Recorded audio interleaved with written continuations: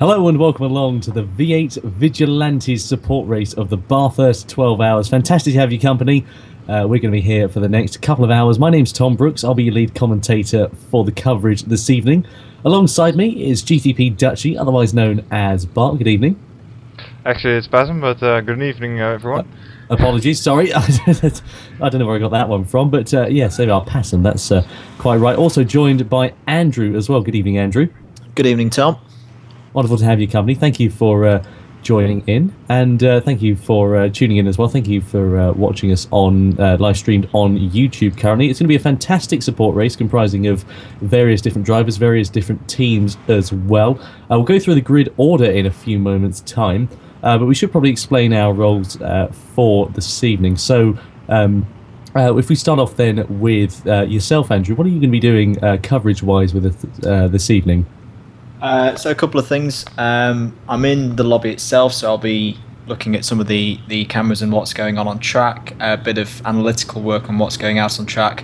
But crucially for our viewers, I'm going to be looking or trying to keep track of the YouTube chat at all times. So if you've got any questions, any queries as to what's going on with the race, put them in the YouTube comments box, and we'll try and get those questions answered for you as quickly as possible. Fantastic. And Bart, yourself, what are you going to be doing this evening? Yeah, I'm gonna have a closer look at the team strategies and tire wear and such things, things directly related to their driving. Fantastic. And as I'm sure you've heard me mention once or twice, I'm going to be the lead commentator for tonight, so I'll be trying to keep things in line, pretty much, is how things are going to be going. But yeah, looking forward to the coverage. Of course, we will go through the grid in a few moments' time, as we mentioned, of course. The Camaro Chevrolet SS touring car is the car of choice for the support race this evening, comprising of various different teams and, as we said, various different nationalities, various different drivers as well. It was a thrilling qualifying session, actually, and I think if we're about ready, shall we have a look through the grid? Yep, I'm ready for a look. Okay, so on pole position then we have the Scar Honda R team, number 21, in the Chevrolet. Their starting driver is Goodwolf, with their finishing driver being Giorgio 57, and they set the pole time of 2 minutes 5 seconds point 3. Second place on the grid, the number 10 Camaro of SSR Motorsports. TNR Philo is the starting driver for the team, with their finishing driver being Zai 1993. Their time was just 2/10 behind the Scar Honda team, and they'll start second on the grid, as we mentioned, a 2 minutes 5.5 second lap. And in third place, Bart, a team that I'm sure is very close to your heart, Avalarion Racing, starting in the number 33. Yes, it is. It's our Animira starting the race, and Dutchy then taking over and finishing the race. So I'm very anxious to see how they get on, but also looking at the other teams as well. So in fourth place we have the number 32 Camaro of WRS North America, with their starting driver being GTP JTV, and taking over from him will be Alexa Menos, and they qualified with 2 minutes 6.1. They did indeed. So let's have a look then at fifth place on the grid, and that is the French-run Team Wise Racing, TWR as we'll refer to them, number 25. They qualified in fifth, as we mentioned. Their starting driver is Krelu. No mention of their finishing driver thus far, but we'll keep you updated with that as when we receive some more information. Their time is a 2 minutes 6.5, so a bit further back, about 4/10 back on the WRS North America team, but not too far. Is the deficit. Sixth place, ABC Racing, the number 17 green Chevrolet Camaro. Of course, Richie Bugs, the driver who will start the race for the team, the Canadian driver. No mention, likewise, of the finishing driver. 1.7 seconds back of the pole time. They set a 2 minute 7 flat as their time to line up sixth place on the grid. And then a Canadian run team in seventh place on the grid, number 57 Camaro. That is another network team, of course. GT Legends 57 starting out for them, and DC1 Cash taking over in the latter stages of the race. A 2 minute 8 second point 2 lap for them before we move on to eighth place, and the driver of the team that would join them on that row is Lightning Speed. So number 65 in the, I suppose, the blue-coloured Camaro, but there is another blue one, so we'll probably refer to it as the teal-coloured Camaro for the evening. That's the locally based team, one of the only locally based teams in the race this evening. Midnight Rider 32 will start the proceedings for Lightning Speed, with Mitch Behaven taking over the seat later on. Their time for 8th place on the grid was a 2 minute 8 second 0.4 to line up, like we said, in that position on the grid. Then comes the only Spanish outfit, 9th place, GTR Blackhawks, number 89. The Chevrolet Camaro, another network team. No mention of any starting or finishing drivers thus far, but their time was a 2 minute 10 second 0.4, or 0.5 pretty much, 9 thousandths off a 0.5, so 2 minute 10.5 all rounded up to. And then comes 3 American teams. The Dart Racing team, they start in 10th place in the other green Chevrolet Camaro, number 82. 11th place Swift Autosport, they are in the 68 blue Chevrolet Camaro, the dark blue Chevrolet Camaro. And then the last team on the grid, the other Lightning Speed entry of the number 66, the other locally based team on the grid this evening. JCB Davidson starting the proceedings for them, with BOK 13 of 13 going to finish the race for the All-American Run outfit. Lightning Speed, currently the only team that have two entrants within this race. So there we are, that's a roundup of the grid. 7 minutes to go until we get underway, and I think, Andrew, we're definitely going to be looking forward to this one, aren't we? Yeah, we've got lots of people in the chat looking forward to it as well. We've got support for Scar from Adrian and Giorgio in the chat. ABC as well, Pfeffer's supporting them tonight. Avaliron Racing mentioned as well. But yeah, at the moment it seems to be a tie almost between ABC Racing and Scar for those getting love in the chat. But as Tom's gone through, we've got lost more than 2 or 3 teams on the grid tonight. So if your team is racing tonight, do fly the flag for them in the YouTube chat. But yeah, I think it's going to be a great race. Bathurst always throws up drama no matter what's racing around it. So yeah, less than 7 minutes to go. Can't wait for it to start.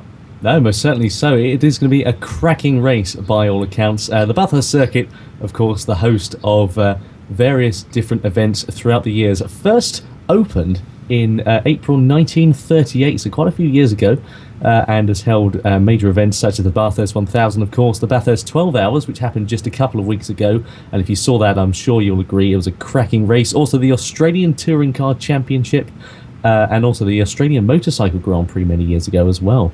3.861 miles in length, that's 6.213 kilometres, and 23 turns make up the circuit that the drivers will be challenging themselves with today. Hell Corner, of course, the 90-degree left-hander will kick things off as the cars come barreling down there at some rate of knots before the straight of the mountain straight, before the uphill right-hander of Quarry, turn 2. That could be very interesting. Other highlights, of course, include the S's, the infamous S's that make this circuit just as difficult as the rest of it. Turns 11 to 17 through there. We'll certainly see drivers and teams challenged, and we'll have to wait and see what sort of challenges the drivers and teams could face, but we're very, very much looking forward to that one. Of course, the Forest Elbow as well before the Conrod Straight. That's a very difficult left-handed kink.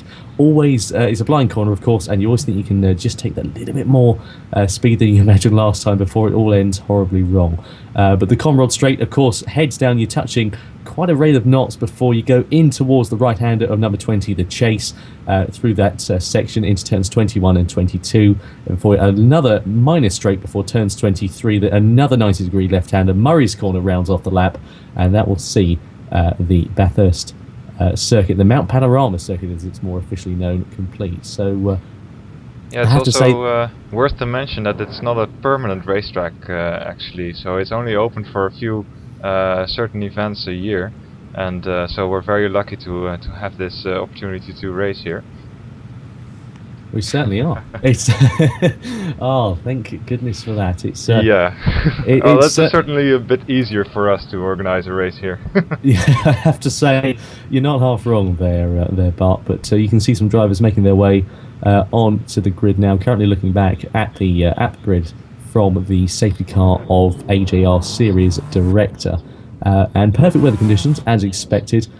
just 5 to 8 in the morning, as the safety car then departs, or momentarily does, and then reverses back up on the circuit. So the pace lap will be getting underway before the race start in just a couple of moments' time. Yeah, it looks to be finally happening now.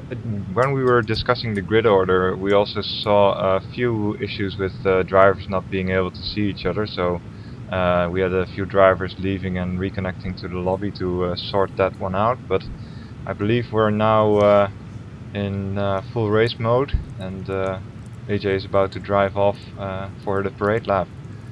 He certainly is. I should just mention, for those who have just tuned in very recently, the V8 Vigilantes support race is what you're watching, the support race of the Bathurst 12 hours taking place next weekend. The commentators for this evening, we have Bart, otherwise known as Passam. He is providing your camera feed for this evening, and also keeping an eye on the on-track action, especially, as well as providing some insight. Confirmation there on your screen as well. The parade lap will start at 59 at local time, 8:59 local time, so 2 minutes time until the parade lap gets underway. Also in the commentary booth this evening, we have Andrew, who will be providing the technical analysis for the evening, as well as keeping an eye on the YouTube stream as well, keeping an idea on your comments and what you would like to say. So if you have anything you want to add onto the coverage of this race, whether it's about the race or something of the like, feel free to get in touch on the comments section on the live stream, and we'll only be too happy to answer any of your questions or queries that you may have. And finally then, myself, I'm Tom Brooks. I'm your lead commentator for the coverage this evening. Very, very much looking forward to the racing to get underway finally. It's going to be a fantastic event, the V8 Vigilante support race, and a 2-hour duration, as you can see from the timer on your screen. A couple of minutes to go until the parade lap gets underway, and then after that is go. We will see the race get underway for the first time with the GTP Endurance Series. On board now with number 10 as well, looking ahead. The pole sitters, of course, number 10. That is the that's the SSR Motorsports. Sorry, no, pole sitters. They're in second place on the grid, I should say, rather. Get it right, Brooks. But yes, they're in second place on the grid. The SSR Motorsports car. Of course, the current lineup on the grid isn't necessarily indicative of the final remaining positions that we will see at the start of the race. Yeah, actually the grid slots are equally alongside of each other, so first and second are alongside, and then third and fourth. So yeah, looking at a closely packed grid here. Yeah, it also depends a bit on where these guys have parked in the order I can cycle through them, but trying to have a look at everyone's bonnet here. So this is the 57 Can-Am. There we have an empty grid slot somehow of that's the 9th place, or I think you're quite right. Place, yeah, I do believe that not necessarily everyone, as the parade lap gets underway now, fantastic news there, but I don't believe that the lineup on the grid is currently representative of the final starting positions. But yeah, the parade lap now is underway, so we're waiting then for the start of the V8 Vigilante support race. Buckle up and get ready, because we are in for one heck of a ride. Yeah, but looking at the order now, that was the 65 Lightning Speed and the 89 GTR Blackhawks and number 66 Lightning Speed at the tail end of the grid. So it appears that we have 10 cars in the race at the moment.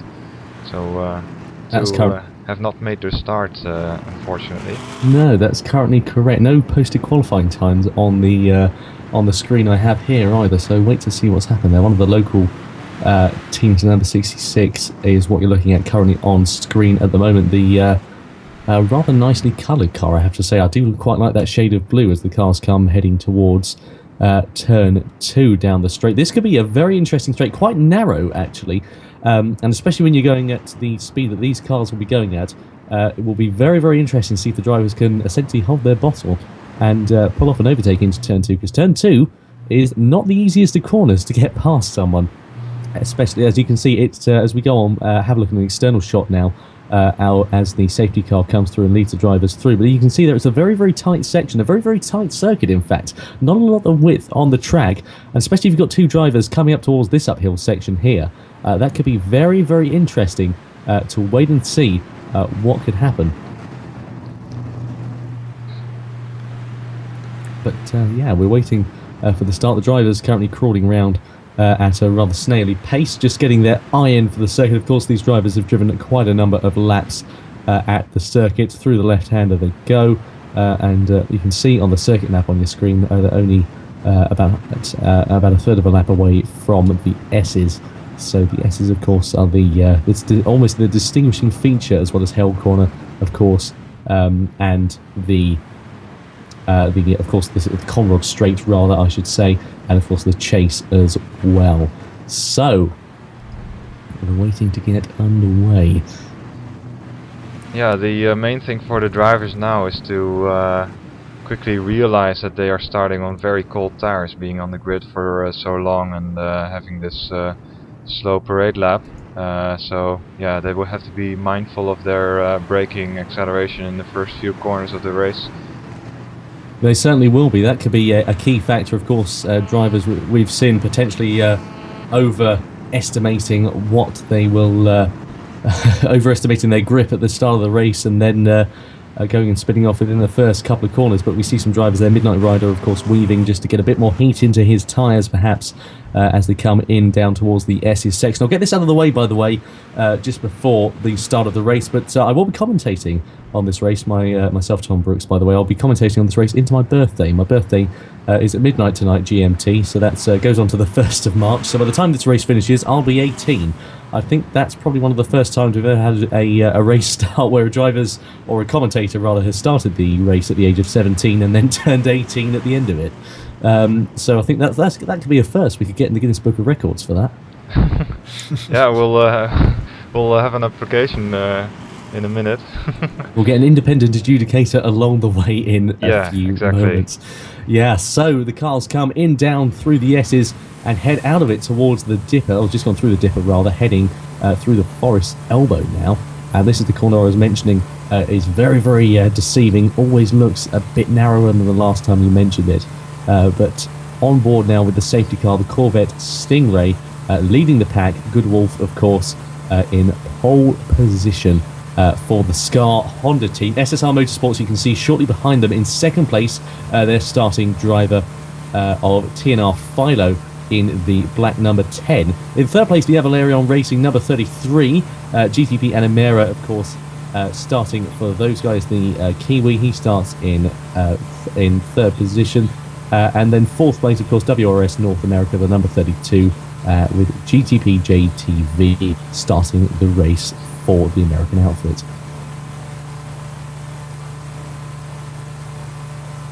Yeah, it looks like everyone's getting in their staggered formation, so I believe there's no overlap permitted, so everyone should keep their distance, but yeah, they're about to clear the chase complex here, almost getting to the start of the race now.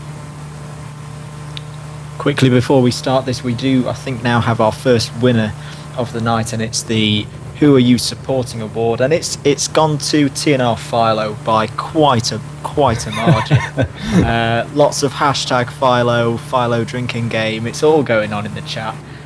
So yeah, Philo, if I'm right in saying, starting from second on the grid, he's seeming to be the popular man in the chat tonight. And he's going to be the one to watch as well, as the safety car peels into the pit lane then, and we wait for the start of the V8 Vigilantes support race. The cars come round the final corner, Murray's Corner, and we wait for the 2-hour race to get underway. But it's Good Wolf then who's going to lead proceedings as the V8 Vigilantes race is go. Great start then from the Scar Honda team. They lead the way out through into Hell Corner. TNR Philo in second place, very close behind. GTP Animera in third as TNR Philo kicks up a bit of dust. Number 10 then pulls into the slipstream straight away. We could have a change of lead only on the opening lap, but Good Wolf defending his position very well as the cars come barreling down then towards turn 2 of Quarry. And very, very close side by side, but TNR Philo gets the whole shot and takes the lead thus far, as we see Valerion Racing's GTP Animera slotting up into second place. A very, very aggressive move there on Good Wolf. So it's TNR Philo out in front for the SSR Motorsports team. The Valerion Racing number 33 of GTP Anamera in second position, and then back relegated to third place is the SSR Motorsports number 10. It's rather the Scar Honda 21 of Good Wolf, I should say. But what a start here at Mount Panorama. Lightning speed were a bit slow off the line, but it's everybody through the first third of the lap cleanly, as far as I can see. It certainly is. Currently looking at Midnight Rider number 85. Then we cross over to number 57, GT Legend 57, as we look at number 25. That's Team Wise Racing, the French Run outfit. They're currently sitting in the middle of the pack, chasing down the silver Camaro just ahead of them, with the bright green one just behind them. So I can't get an idea of the numbers, but it's Richie Bugs just behind them in 6th position. So 5th and 6th place, I believe, for Team Wise Racing still off the start. So not a lot of gains in the midfield. But as we mentioned, it's TNR Philo got the whole shot on the Scar Honda team, and Avalarion Racing got the jump on the Scar Honda team as well. So it's SSR Motorsports leads, Avalarion Racing leads Scar Honda. So a change around for the top 3 currently, with 7 minutes gone of the race so far, including the parade lap. Yeah, so having a look at that overtake of Animira for Avalarion in turn 2 of first lap, I saw them having some bit of a contact. It looked like they were both invisible to each other, so that would be a thing to keep an eye out for, because they were both trying to occupy the same piece of tarmac, and their car models sort of kept interfering, as if they both wanted to get on the same piece of tarmac. That's what you typically see if the drivers are invisible to each other. It did. We see number 25 there, the Team Wise Racing driver of Krilu, looking at the inside of the Silver Camaro just ahead of him of GTP JTV. That's the WRS North American outfit, looking in towards Quarry, but not quite getting ahead. But also Krilu under increasing pressure in this sector from Richie Bugs then in the ABC Racing number 17 car. So this could be very interesting, of course, because drivers sometimes have the edge in other sectors, as you may have seen on their other rivals. So one driver who may necessarily be good in the sort of faster flowing section, and you may have another driver who's better in the tight twisty bits, such as the S's that the drivers are going through now. So we'll keep an eye on that, but current update of your graphics as you see on the screen, with the SSR Motorsports number 10 out in front, ahead of Avalarion Racing number 33. In third position, the Scar Honda team, as we mentioned, number 21. WRS North America still in 4th place, the number 32. ABC Racing in 5th. Team Wise Racing in 6th. Sorry, that's a change around for position. So the Team Wise Racing is ahead of the ABC Racing car. As far as we're aware, Can-Am VRL is still in 7th place, and so on and so forth. Yeah, let's go on board with JTV driving for WRS North America. It looked like he was challenging Goodwolf for a position in the chase, but decided against having a look on the inside. Into Murray's corner they go. He's very, very close behind. Looks to have quite good traction as well. Of course, the driver's tyres will just about be getting up to temperature now on racing hards, as I'm sure you know. And of course, time management is going to be a very, very interesting factor at this stage in the race, as well as fuel management as well. It may only be a 2-hour race, but due to the stop-start nature of some of the sections in this track, and you're constantly on the brakes, constantly back on the throttle as well. JTV gets a great pull out of first corner, but not really enough to challenge Goodwolf into corner 2. Potentially so, not quite close enough in towards turn 2 of Quarries. Up the hill they go, but JTV number 32, as we're looking at on green, could be very, very interesting to see what he we see does. Krilo and Richard of ABC Racing side by side. That's Krilo getting very ahead. close. Yeah, that was just there. I think he might have just clipped the wall there on the outside, and that's left him into the clutches of the Can-Am VRL number 57 behind him.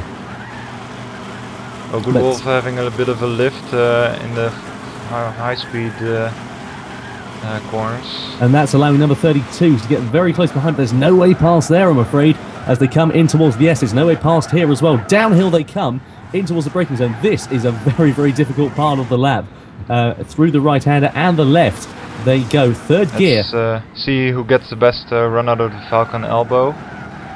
As you can see, updated graphics again on the right-hand side. But then we go through the right-hander they come and head on towards, through Forest Elbow they come and on towards the Conrod Straight once more. But I have to say, JTV looking a bit further back than he did potentially, but he's still in the slipstream. Let's have a look at the ABC racing car and the Can-Am car. They were quite close, I think.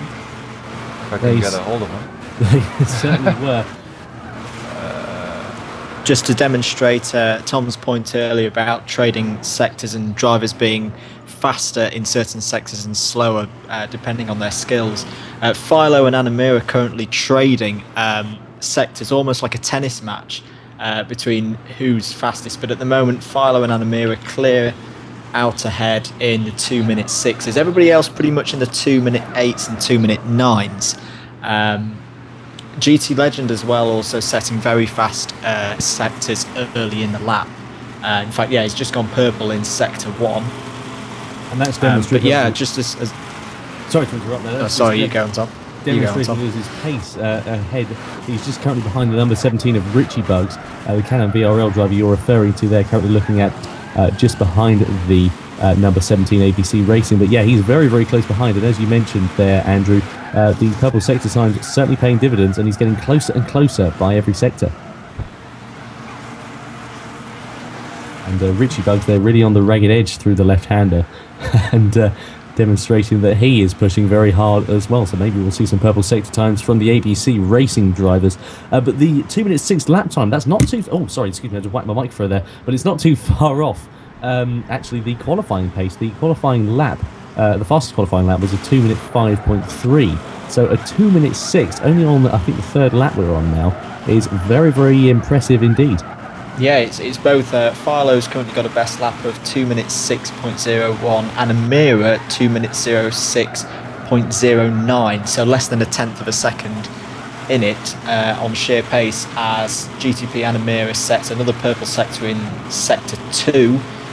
So yeah, this one's hotting up quite nicely, I think. As JTV is having another look at Good Wolf there for Scar Honda. It is. We'll cross over to that coverage in just a moment. Having, he moved out of his slipstream, but not close enough for a duel into the braking zones. I think JTV's going to be ruining his gear ratio choices at this stage as well. Maybe hoping that he went for a bit more sort of top speed. But as you mentioned there, JTV in the WRS North America outfit, battling with Good Wolf then in the Scar Honda. So very, very close up the order. Scar Honda currently in third place, so the third position battle they are as they cross the line and head towards Hell Corner once more here at Bathurst. So 15 minutes we're currently into the race there and thereabouts. And it's Good Wolf and JTV closely followed. Having a good run. He's about to make his move. Goes to the outside. You can challenge someone on the outside there because of the camber, and he does. He does brake very late, but goes round the outside, manages to keep off the curb, which is very dangerous. Great move from John. JTV getting in the third position now. A fantastic move indeed, representative then of his pace at this stage in the race. And some drivers, of course, going perhaps a bit more sort of bolder than we've seen others at this stage as well. Maybe drivers pushing a bit earlier on, as Richie Bugs there rather in the ABC racing car looking very close behind Krelu as the cars come through the right-hander. But Krelu very close to Good Wolf as well. That's ABC very close. Alongside, and I think getting ahead. Yes, they are ahead. Up the inside. Great move there. Well done. From the ABC team. So it's Good Wolf who's really going further back in this race, now currently down in fourth position and always looking to lose another one as well into fifth. Yes. So the Scar Honda Chevrolet, if that's a thing, going further back down the order. But yeah, very interesting race thus far. Of course, all drivers, as you see on screen, running exactly the same cars, exactly the same tyres, not necessarily the same setups, which is the key they are difference. Running the same setups. They are because this is a tuning prohibited series. Ah, right. I see. So there we are. That's me making the first blunder of the evening. There you go. So as Richie Bugs is very close up the inside into the chase, is he going to be able to plant a move? Not quite there is the number 17, but Good Wolf, I have to say, I'm very, very surprised at the number 21's pace. They are going to be very, very disappointed at this first instance in the race. So what's the reaction on Twitter there, Andrew? Sorry, on YouTube there, Andrew? It's fairly excited. The love for Philo, is still carrying on. But yeah, people getting into the race quite nicely. New fastest lap from Philo as well. We're down into the 2-minute 5s. So 2-minute 5.889 for Philo. Sorry to interrupt you. Krilo is having a look on the inside of GT Legends or for Can-Am VRL. And looks like, yeah, he will pull it off. Managed to outbrake GT Legends. Well done. Yeah, great move there from Krelu up the inside. Elevates those guys in the team-wise racing car, then up into always GT Legend 57. They're going to try and fight back into the turn 3 up the right hand, in the left-hander rather, but not quite there. As you were saying, sorry, Andrew. Yeah, it's still very close between Philo and Anamura. They're pretty much trading sector times, still always within less than a tenth of a second of each other as they go through each lap. So a really, really good race and clean and respectful race between Philo and Anamura shaping up here. They're probably actually helping each other out by not fighting too much. They've already got quite a lead over the pack behind them, almost half the length of the chase now. So yeah, the top two working very well together. Indeed, it's been a fascinating start to the race thus far, and lo and behold, it continues. But the driver currently out in front, the SSR Motorsports number 10 leads the way in TNR Philo, so he is currently out in front.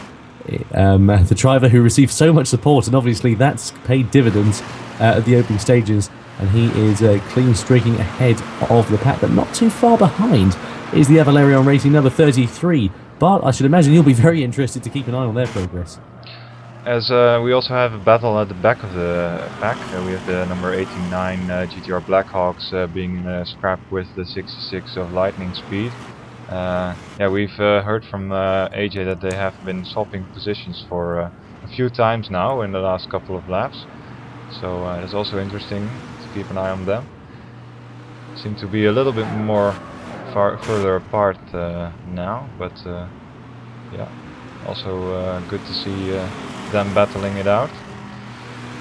It most certainly is, as the cars once again, this group of cars I should say, carrying on to the first long straight I should say of the lap, heading towards turn 2. Such a distance between turns 1 and 2. I think that's probably one of the longest distances on any circuit I've ever commentated on, actually, between turns 1 and 2 the distance. But there we go. Even Korea, because that's technically turns 1 and 2 in the first block. Even Korea's not that big of a distance, right. but and this is also a very steep uphill, so yeah, a strong engine like these V8s is very important. I wonder what the understeer difference is, because of course these cars are front engine. That's going to it's going to upset the balance of the cars coming up the uphill sections, and of course being front engine you've got more weight on the front wheels, causing higher tyre wear as well, even though it is quite high given the elevation changes on the lap. So it'll be very interesting to keep an eye on the tyre wear of the different cars as they progress through the race. Yeah, but being a Chevrolet V8, I think they sort of have a way of saving some weight on that V8 engine, so yeah, it won't be that bad, I think. I've driven this car as well in a bit of testing, so yeah, it steers nicely.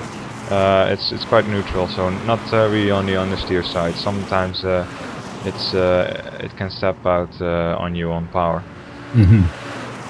Which will be very, very... Sorry to cut across you guys. Anamura goes wide on the exit of turn 1 just after setting a new fastest lap. So Philo's probably got a lead of about 20 car lengths now, but a little mistake there from the car in second place. Yeah, but certainly so. Currently looking at the battle on screen there, the number 89 GTR Blackhawks car is being harassed by BLK 13 of 13 in the other lightning speed outfit. We expected BLK to be starting the race, or rather to be finishing the race for the other lightning speed car, but it appears that the number 66 have chosen the alternative option for their drivers. And Corelio had to defend there into quarry to GT Legend. He's very close on his bumper. It certainly was, but GTR Blackhawks is GT Legend rather, I should say, 57 is still very, very close through the uphill left-hander of turn 3. Of course, that known as the cutting.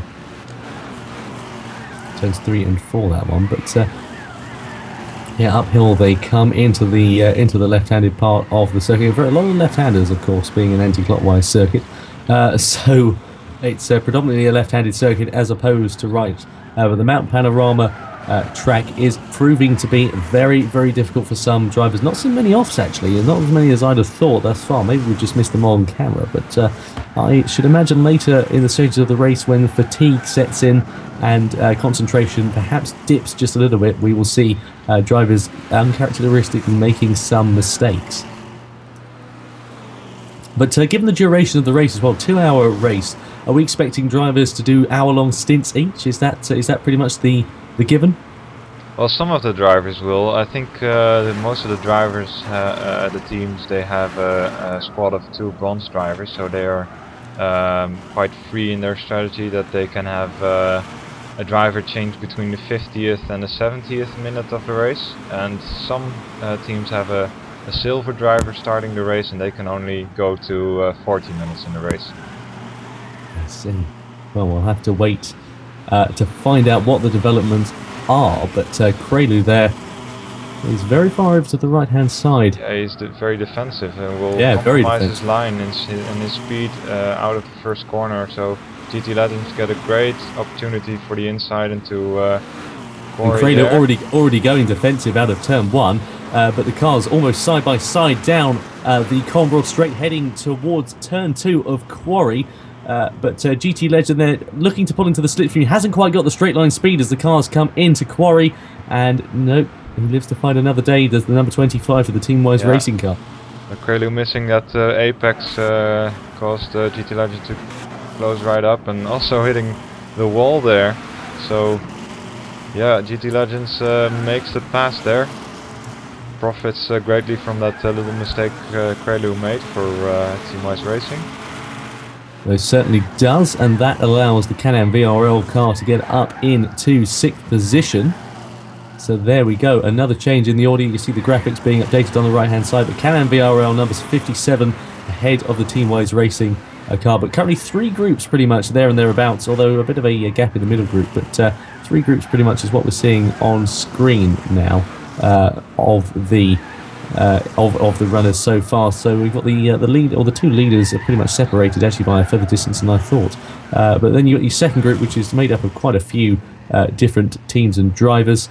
We saw a momentary yellow flag there, but back to green, currently green conditions. And then the final group made up of the Lightning Speed number 66 and the GTR Blackhawks number 89. But Andrew, are there any updates on fastest laps, or can we have a rundown of all of them?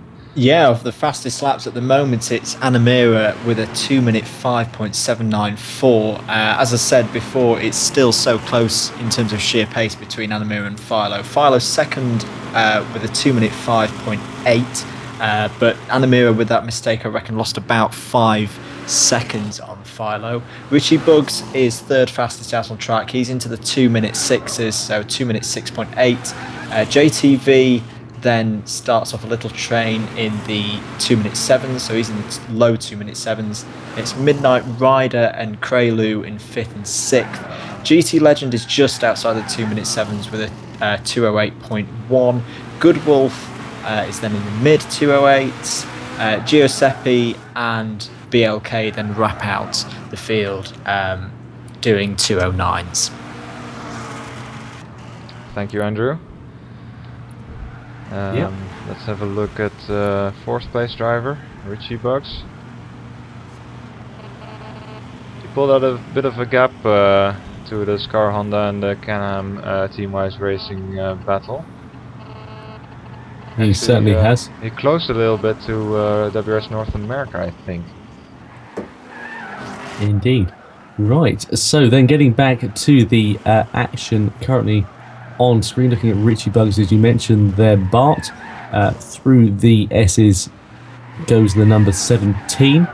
But as you mentioned, of course, this being a semi-permanent track, is It's quite the spectacle as well. I've been having a look actually at the Australian Grand Prix, the Formula One race. Keeping it Australia related rather, I was having a look at the preparations ongoing for that, and the difference between the start and finish straight between sort of January and of course March when the Grand Prix takes place is quite significant. Actually, you wouldn't recognise it if you looked at it, pretty much. But anyway, sorry, getting back to the action. As we look at the number 25 Prelude for the Team Wise racing car coming down the Conrod straight in towards the chase. Oh, as Prelude runs wide in the chase, so that allows the number 65 of Lightning Speed. No, that's Midnight Rider. Midnight Riders, yeah, that allows them ahead there. And Prelude's coming in the pits as well.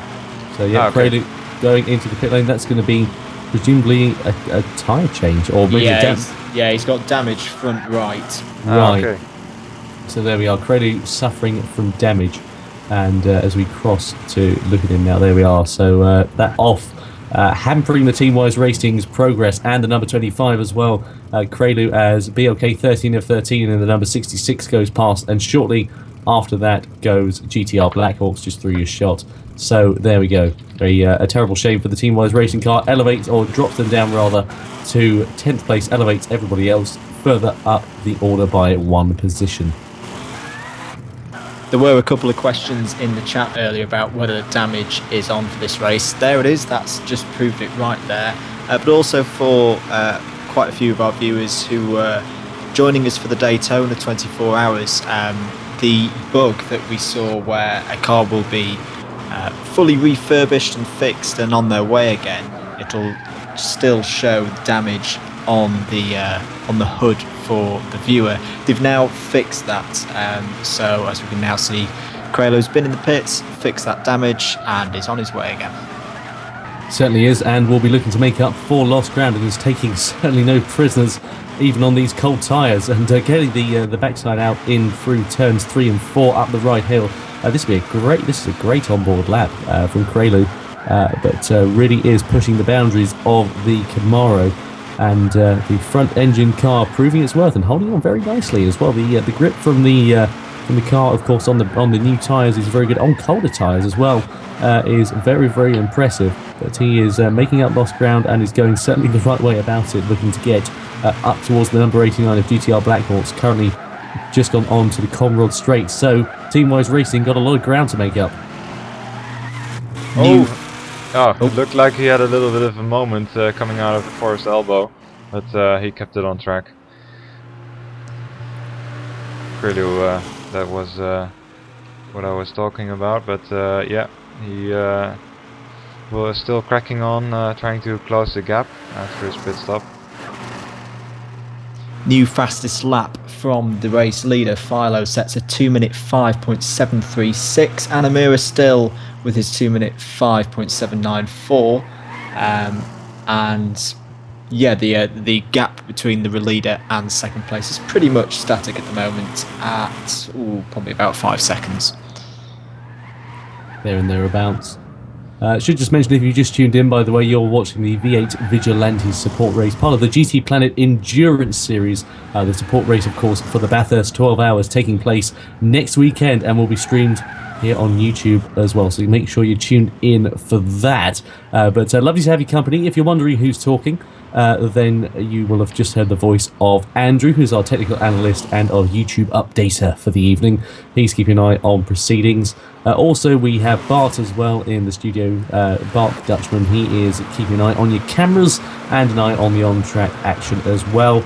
And I'm doing a bit of everything really and talking a lot of nonsense. My name's Tom Brooks, by the way. I'm your commentator for this evening. Thank you for tuning in and watching us live on YouTube. This race will of course be available on demand shortly following the event, so we look forward to that. But the Bathurst 12 hours next weekend, the qualifying weekend just took place, or qualifying practice just took place, and it looks to be an interesting race, certainly for many drivers and many teams. So keep an eye on proceedings, and the 12 hours next weekend is going to be one to keep an eye on and one to watch as well. Philo, with that little error out of the last corner, had got a bit sideways. That probably cost him the chance of taking a new fastest lap. But given that Philo really applying the pressure, he's setting 2 minute 5.8. So not only has he set that fastest lap, he's able to keep that pace up and really keep the pressure on Animira to close back up to him. I think a very interesting dynamic is to watch the drivers, watch each driver's different lines through the corners as well, because some taking a different approach to some corners than you might expect, and finally taking a relatively conventional route, obviously proving to be very quick as well. As you mentioned there, Andrew, he would have gone fastest but for the incident going wide out of the final turn. So a shame there for the number 10, but there's no reason why he can't rectify it on this lap, barring an incident, of course. Question from D. Griffin in the chat, because I don't think tyre wear is on for this race, guys.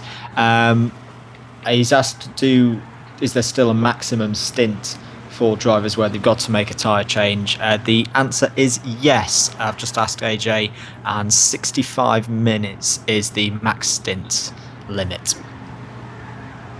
Yeah, so in practice that means that all the bronze drivers will be coming in before 65 minutes.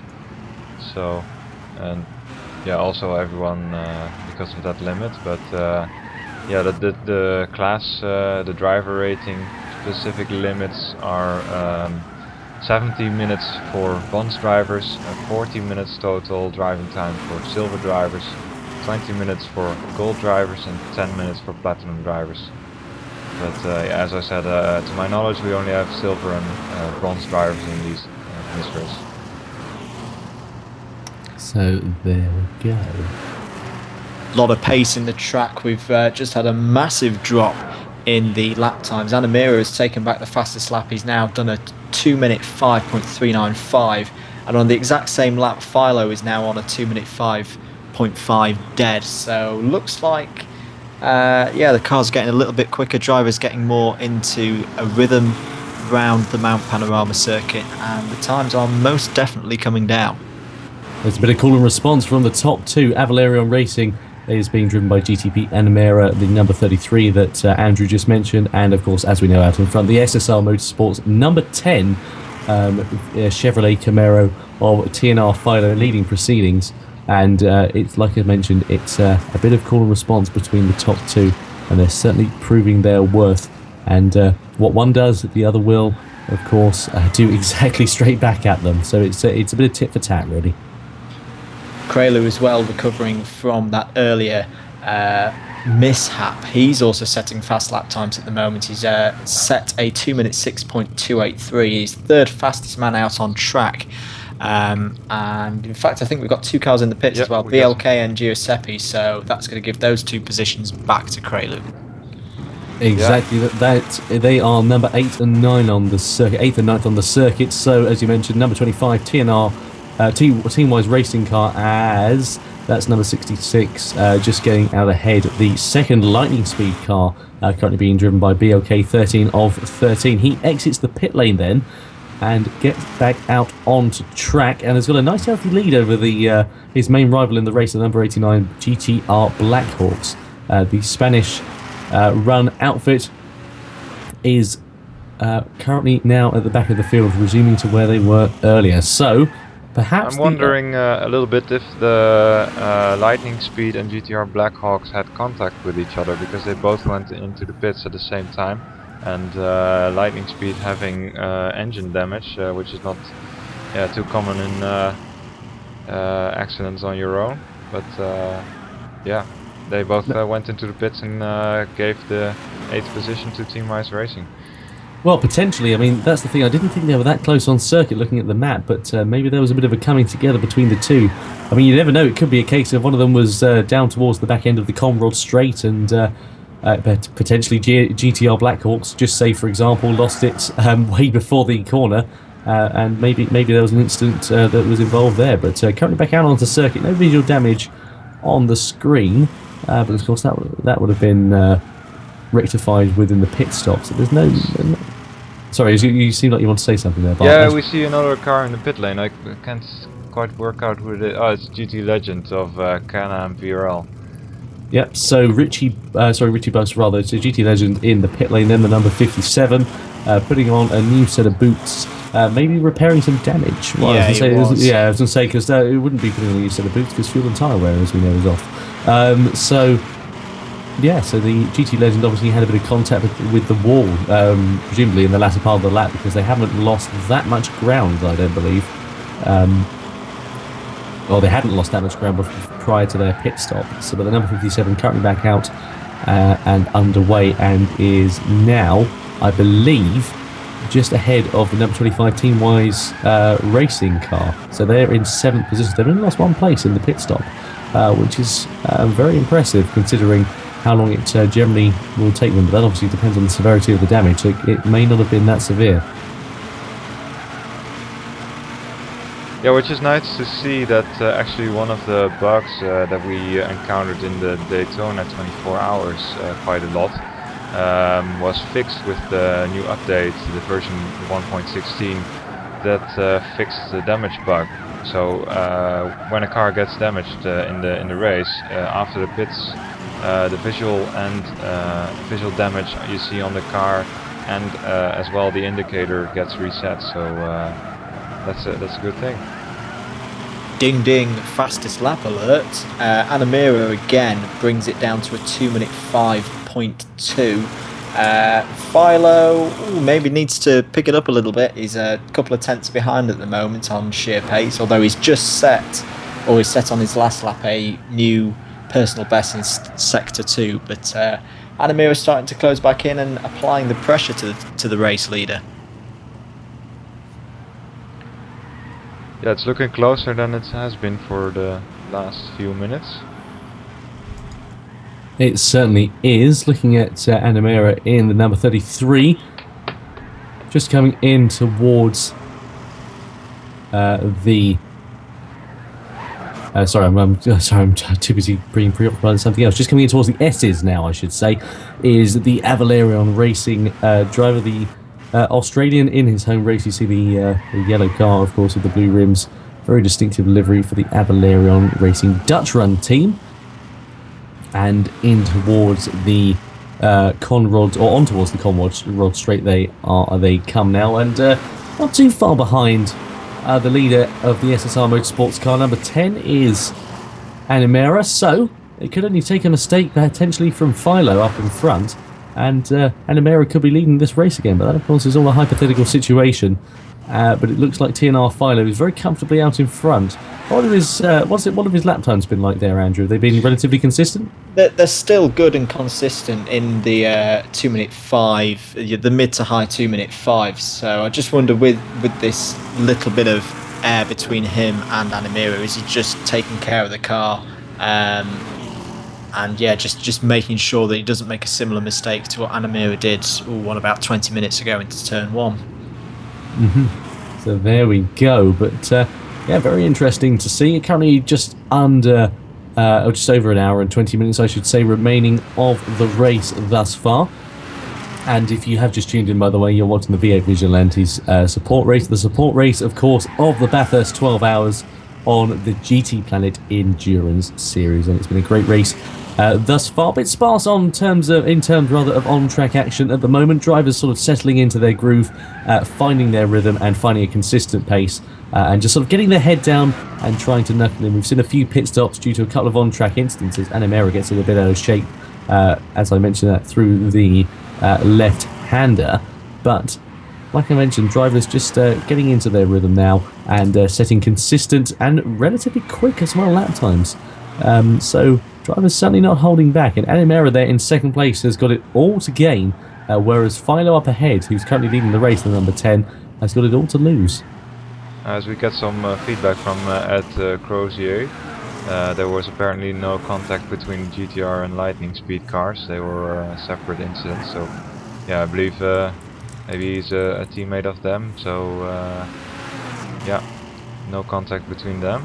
Should mention a driver change has just taken place. Sorry to cut across you there, Bart. I think a driver change has just taken place, or will be taking place rather. There's we've got mention of a pit stop from Andrew. Oh yeah. Yeah, I couldn't quite catch which car it was. Good Wolf is out of the car. I think it was. Is it Team Wise Racing? His car? No, that's Scar. The Sorry. Scar team. Yeah. Yeah. So yeah, Scar making a driver change. Good Wolf is out of the car. We're waiting for their replacement driver to get back in the car. There's another car in the pits as well. It's Giuseppe in the Spanish entry, the black '89 GTR Blackhawks car. No damage on the car as well, so this might be a driver change as well. So the GTR Blackhawks 89 potentially going for an earlier driver change and just cutting it fine of the driver stint limit as well, because driver stint limit is limited to 65 minutes as far as I'm aware. Yeah, correct. So it'll be very interesting to see what happens to the GTR Blackhawks 89. Keep us updated with that one if you could please, Andrew. Yep, will do. But currently on board rather, I should say, with the number 33 Avalarion Racing going uphill through the left-handers and then through into the right-hander now, clipping the apex very, very nicely and running the car just to the length of to the width of the circuit, through the right and the left, very, very fast part of the lap as they head again ever downhill towards the S's. Such a menacing part of the lap. I do remember playing this, racing this circuit actually on an old Toka game on a Game Boy Advance, I believe it was, about 10 years ago, and it frightened the daylights out of me on that game, so you can imagine what it would be like for me now. It's not a racing driver at heart, I prefer talking about things. Anyway, through the S's comes the number 33 and negotiates them very, very well. That's the corner there, the Falcon left-hander before the Conrod Straight, before Forest Elbow and before the Conrod Straight. But yes, that was the corner there that always seemed to catch me out on the old game. Very long pit stop for the number 89. Giuseppe is still in the pits, and as I say that, he's just moving again now. So I'm not quite sure. Is that team possibly a local run team having a driver change there, because he hasn't left the lobby? The GTR Blackhawks team are a network team. That's number 89. So potentially just some kind of maybe some kind of problem related for the number 89. But you mentioned the 21. Yes, Giorgio 57 has jumped into the number 21 Scar machine. He's on his way. He's just coming down the chase now. So Scar Honda Racing back up and running once again. It certainly is. So the Scar Honda team, of course, enjoyed a bit of a torrid start, led off the or going into turn one, but then seemed to go backwards from then on in, relegating them down into second place. Turn two was courtesy of TNR Philo in the SSR Motorsports car, and then they just seemed to go further and further back down the order. So potentially Good Wolf not having the best time in his car, but Giorgio 57, as you mentioned, he's on board now and will be finishing the race, I believe, for the Scar Honda team. They've done the stint limit, so yes, that does mean. Although they haven't done the stint, because stint limit's 65 minutes, so that does mean that Good Wolf will have to jump back into the car for the final 10 minutes. So an interesting strategy then, potentially, from the Scar Honda team.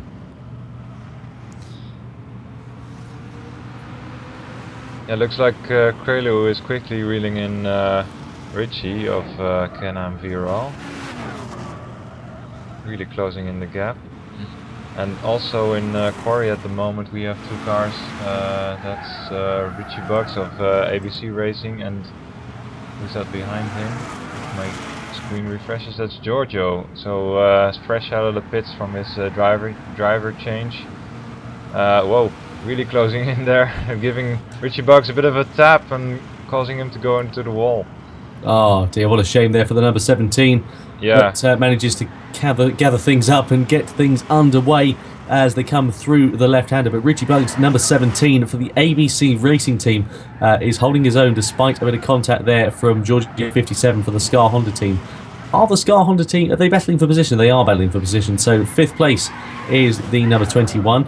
Battling the number 17 ABC Racing, but Giorgio 57 straight into the car and asserting his authority as well is the Italian, and playing very, very interesting mind games with the number 17. But you see updated graphics on your right hand side of your screen, but Giorgio 57 is going to have the slipstream then coming in towards the chase. As he gets blocked by Richie Bucks there. Richie Bucks using all Yeah, he is using all of the track and potentially some he shouldn't as well. But Giorgio 57 into the left-hander they come. Maybe Darcy will move up the inside into the left-hander again. So the right-hander they went through the left-hander. They go, but not quite close enough is Giorgio 57. But he's got a good run then in towards Murray's corner. But Richie Bugs again asserting his authority and coming around the final corner. But Giorgio 57 has just got superlative traction on the number 17 car, and maybe potentially plotting a move into Hell Corner. I wouldn't do that if I were Giorgio. I'd stick it out and go for this one then along the first long straight, and he pulls alongside him then. So Richie Bugs and Giorgio 57 are side by side coming down then towards Quarry. Can he make it around the outside here?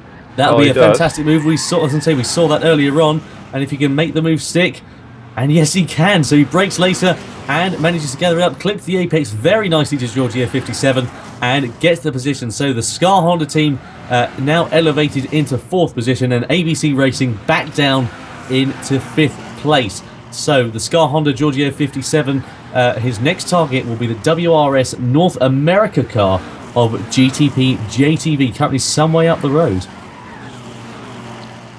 Yeah, I don't know how many damage of that blinking red on all the corners of Richie Bug's cars is actually on his car. He sees, but yeah, that tap he got from Giorgio definitely caused him to have some contact with the wall on his right side of the car.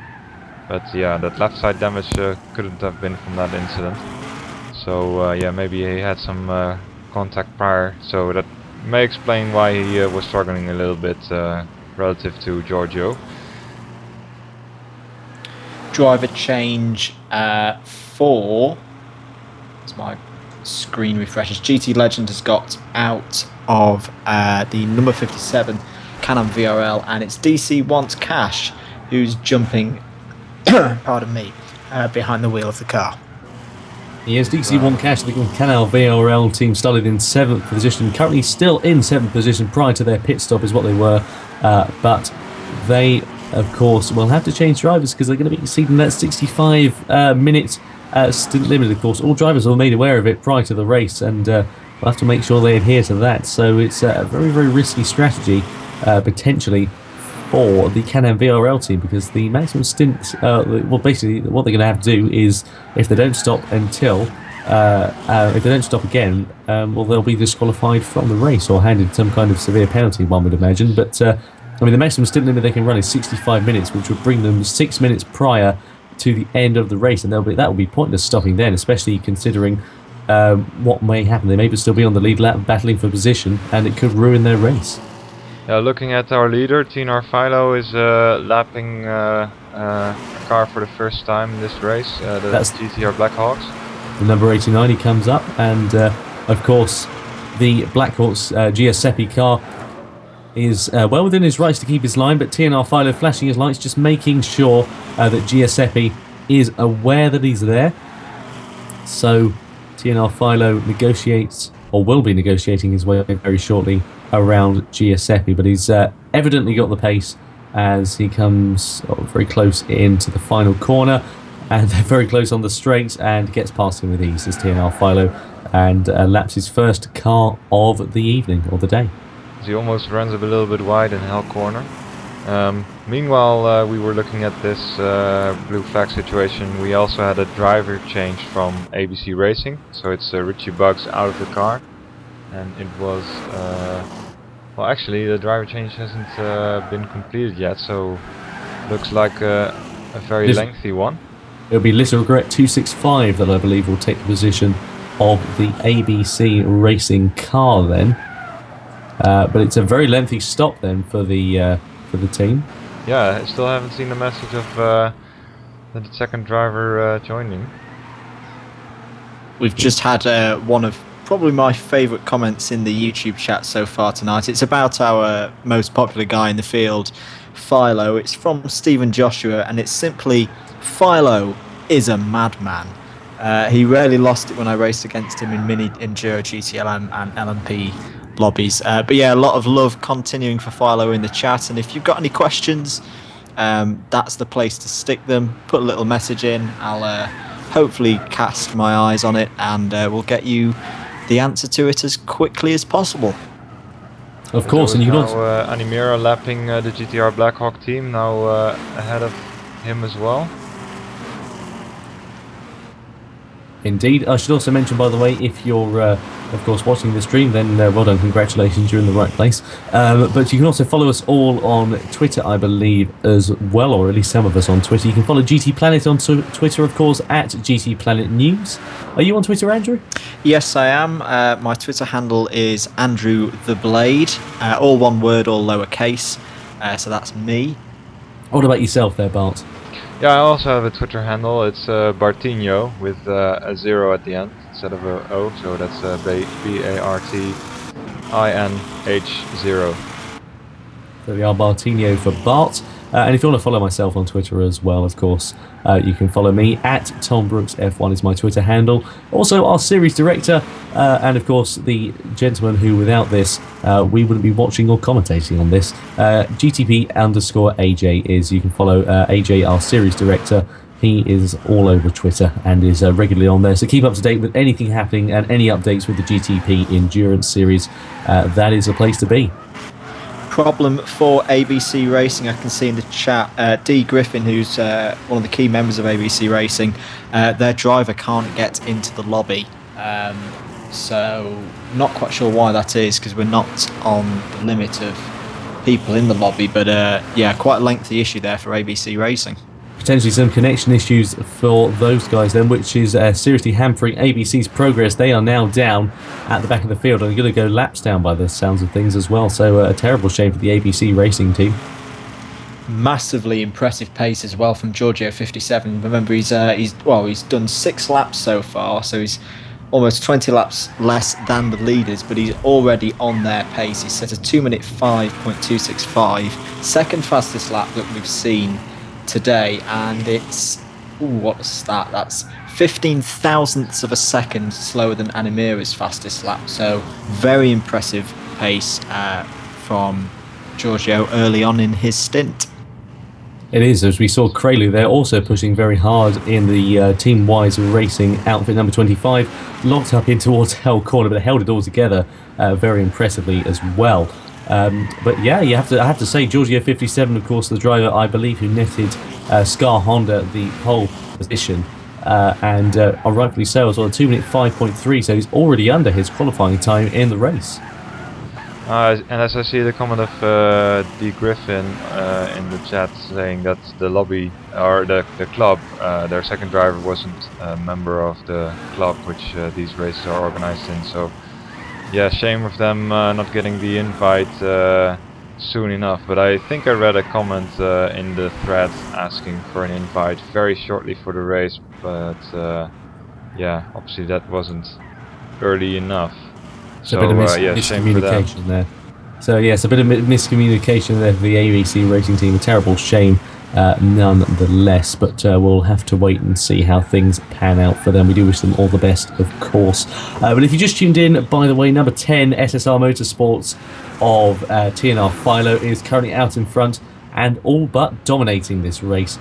Took the lead on the opening lap in turn 2 ahead of the Scar Racing team. They're currently down in 5th position, so you can see how their progress has diminished as the race has gone on.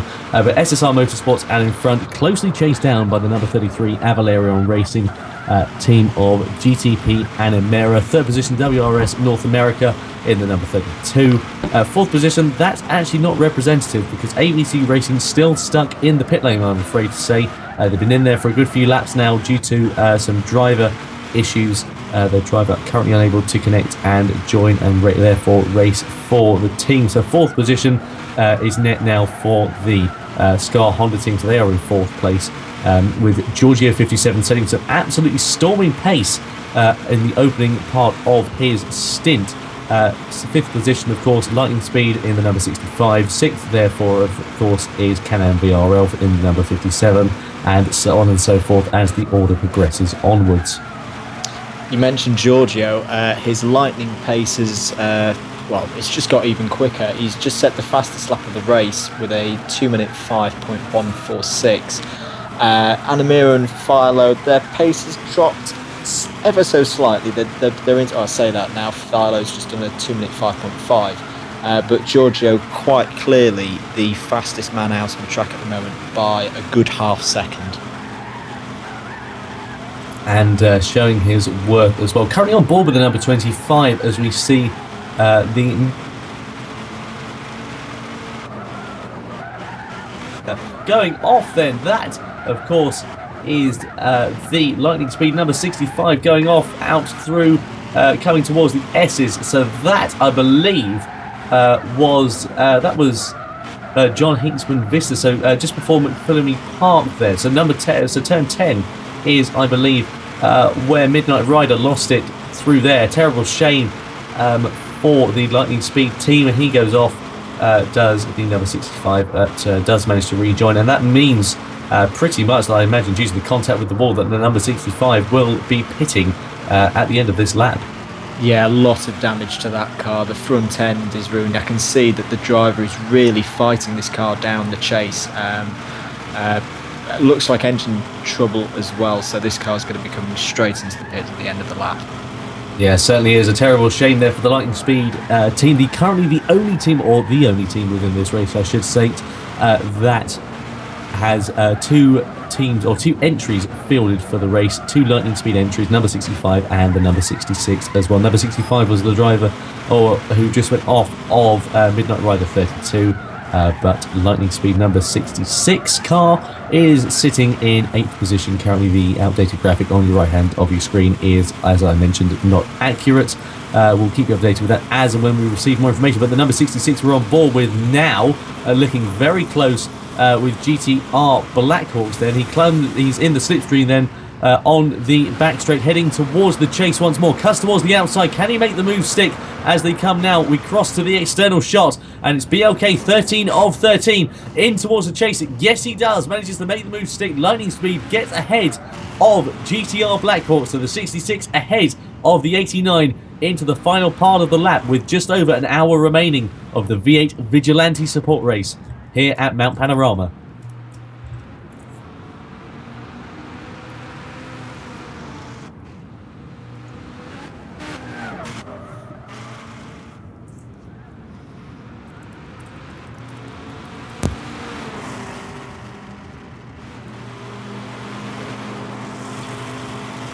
Looks like the number 65 is going to have a driver change as well after that heavy contact into the barriers. Midnight Rider has left the room, although he has just rejoined the room, so I'm not quite sure what's going on there.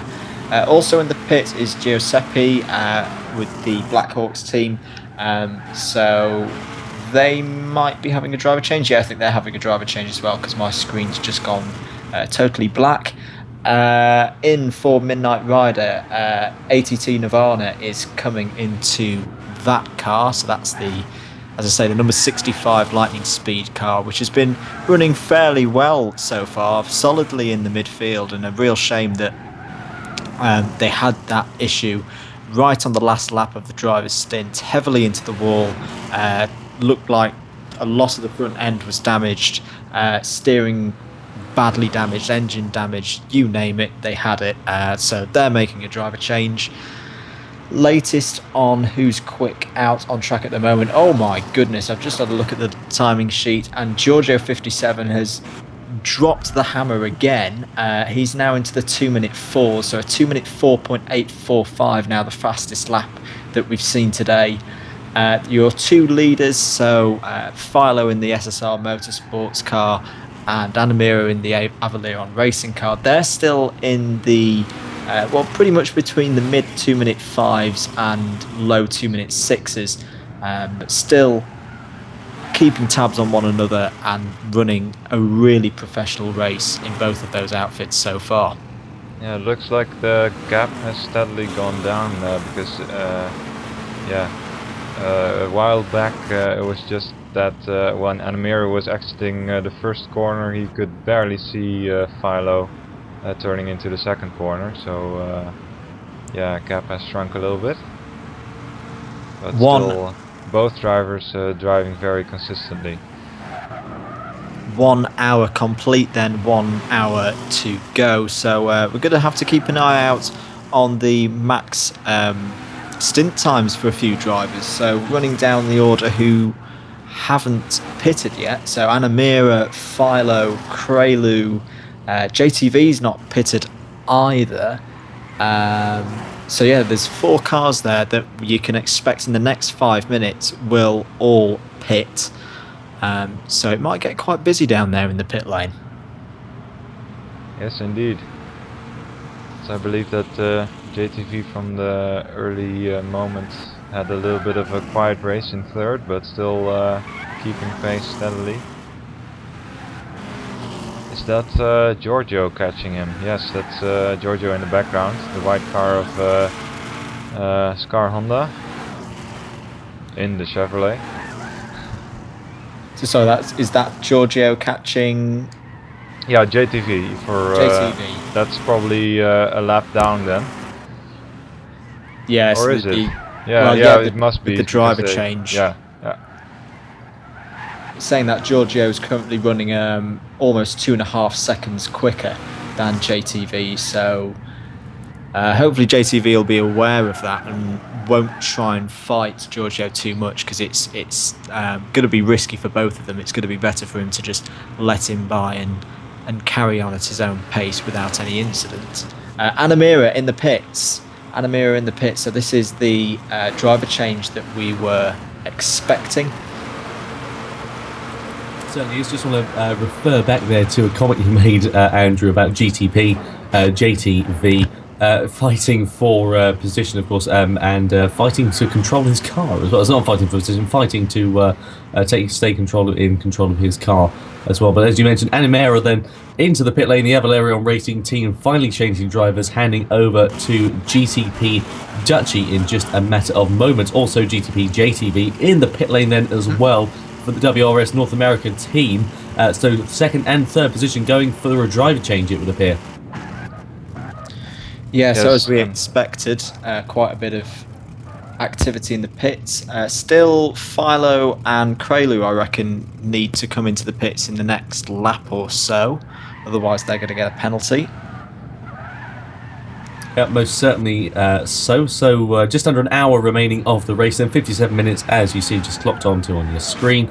And under an hour until I turn 18 as well. I think, as I mentioned at the start of this race, probably the only instance I'm aware of commentary where one has started at the age of 17 and finished the race at the age of 18 as well. I know some drivers who have done, or not personally, but I know of drivers who have done something similar. But there you go, all change. Krelu into the pits for the driver change in the, if I'm correct, the Team-Wise Racing car. Yes, and Alexa Menos for the WRS North America team now joining the lobby.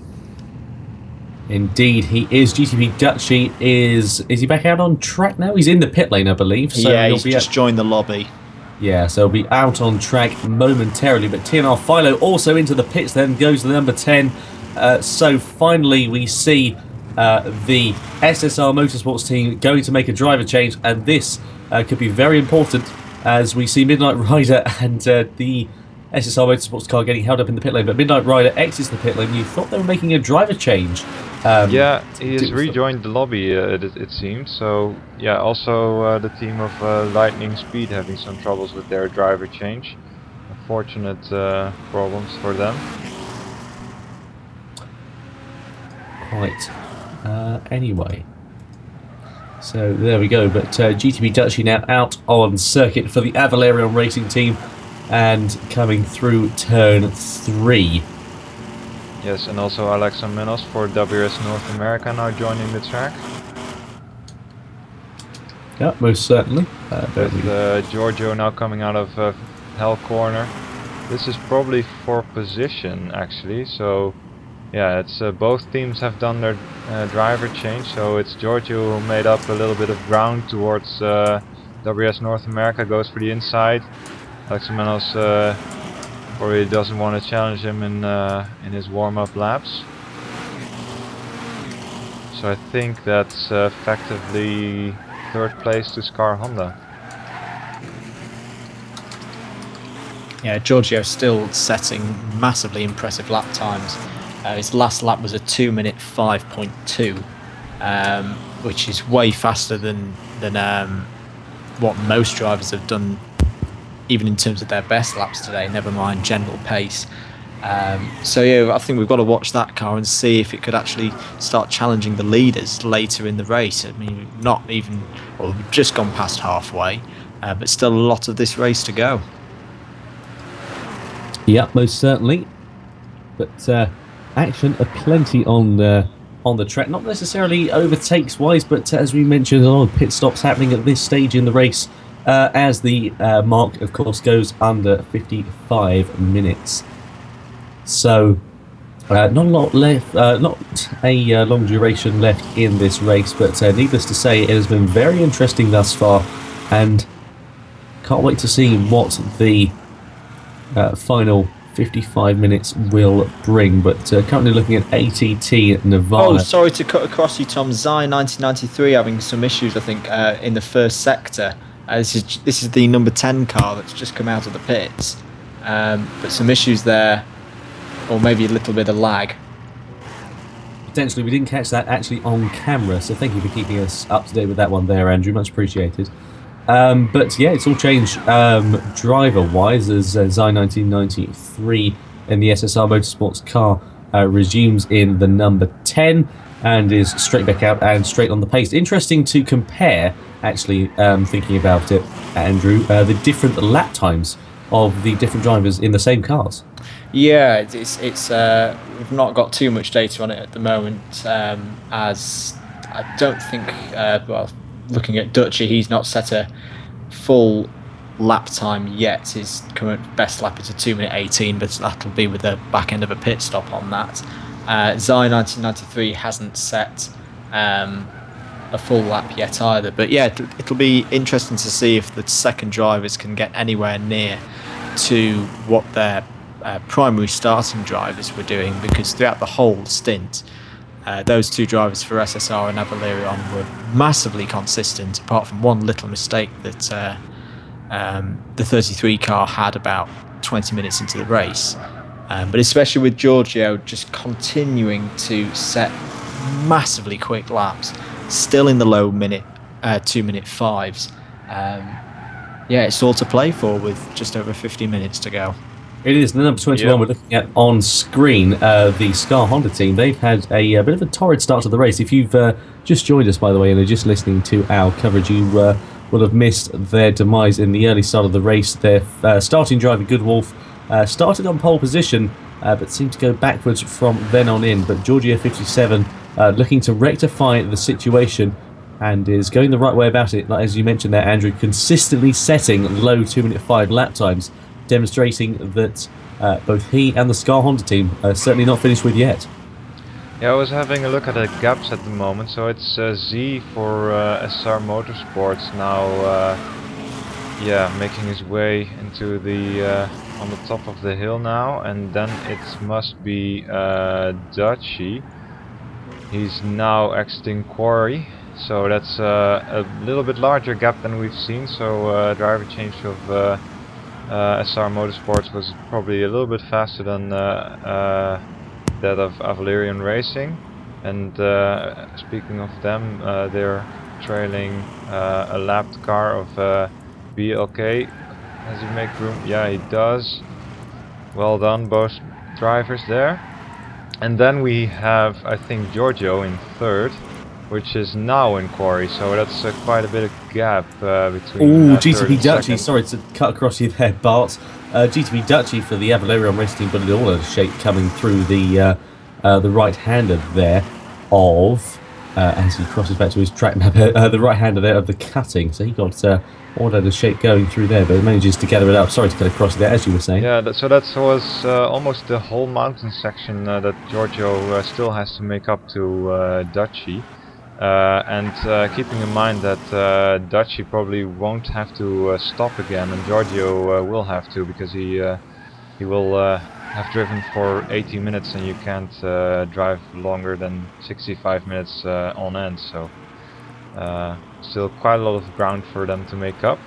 And after third place the SCAR team, we have the WRS North America in fourth, I believe, with Alexa Menos, and they are probably, yeah, they are about the whole Conrad Strait behind Giorgio.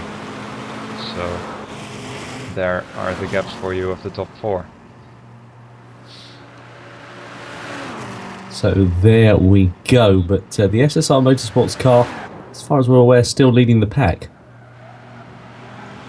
Even following their pit stop, waiting for an updated, updated graphics actually, but we'll let you know as and when we receive some more information on that front. But 50 minutes just under remaining of the race, as looking at Krelu now. Yeah. Actually, it's a bit strange seeing Krelu still on track, because his 70 minutes of total maximum driving time has passed. So should make his way to the pits shortly. Yes, certainly should do. Otherwise, well, one would hate to imagine what the repercussions of exceeding the limit would be.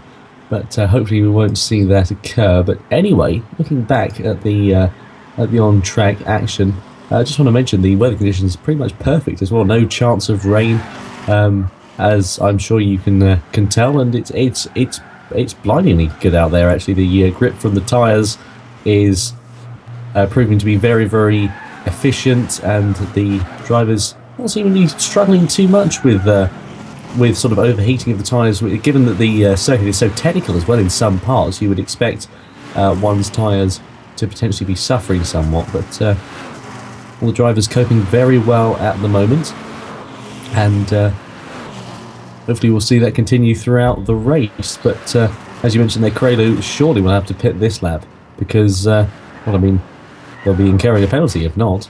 Yeah. I just wonder, is the that... race has been delayed a little bit. I think there was a 3-minute delay, but yeah, if they pit now, they can probably get away with it. But they don't. Ooh.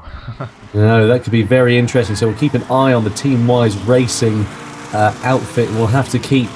So like I say, we'll keep an eye on it, but we'll have to wait and see what happens to them, what the repercussions could potentially be. What do we think the repercussions are? Well, I don't know about the support races, but I think in the main races it was a stop and go penalty of 2 minutes. Right, I see. So is that on? Could you take that when you were having a pit stop, or does it have to be taken separately? No, it has to be taken separately. Separately, right? Okie dokie. Okay, so that could be relatively detrimental actually to Team Wise Racing's run so far. But Krelu there doing his best to push hard, as it were. Looks like the cars are bunching up again in the mountain section. Yeah, it looks that way, and the groups spread out once more, but we've got about a train of about 3 or 4 cars in the mountain section. Krelu there currently at the back of that train. ACT Nirvana just ahead of him in the number 89 GTR Blackhawks Camaro. And then I can't quite see who's actually at the front of that group, but I'm sure we will find out within due course. But that's BOK 13. Now we're on board with number 25. It is, so that's the Lightning Speed car. These are all battling for position, are they? The blue and black car are battling for position, but they will have to make way for the 25, because I think that's a lap ahead. But yeah, they're so caught up in their own battle. There's no room for the 25 to pass now.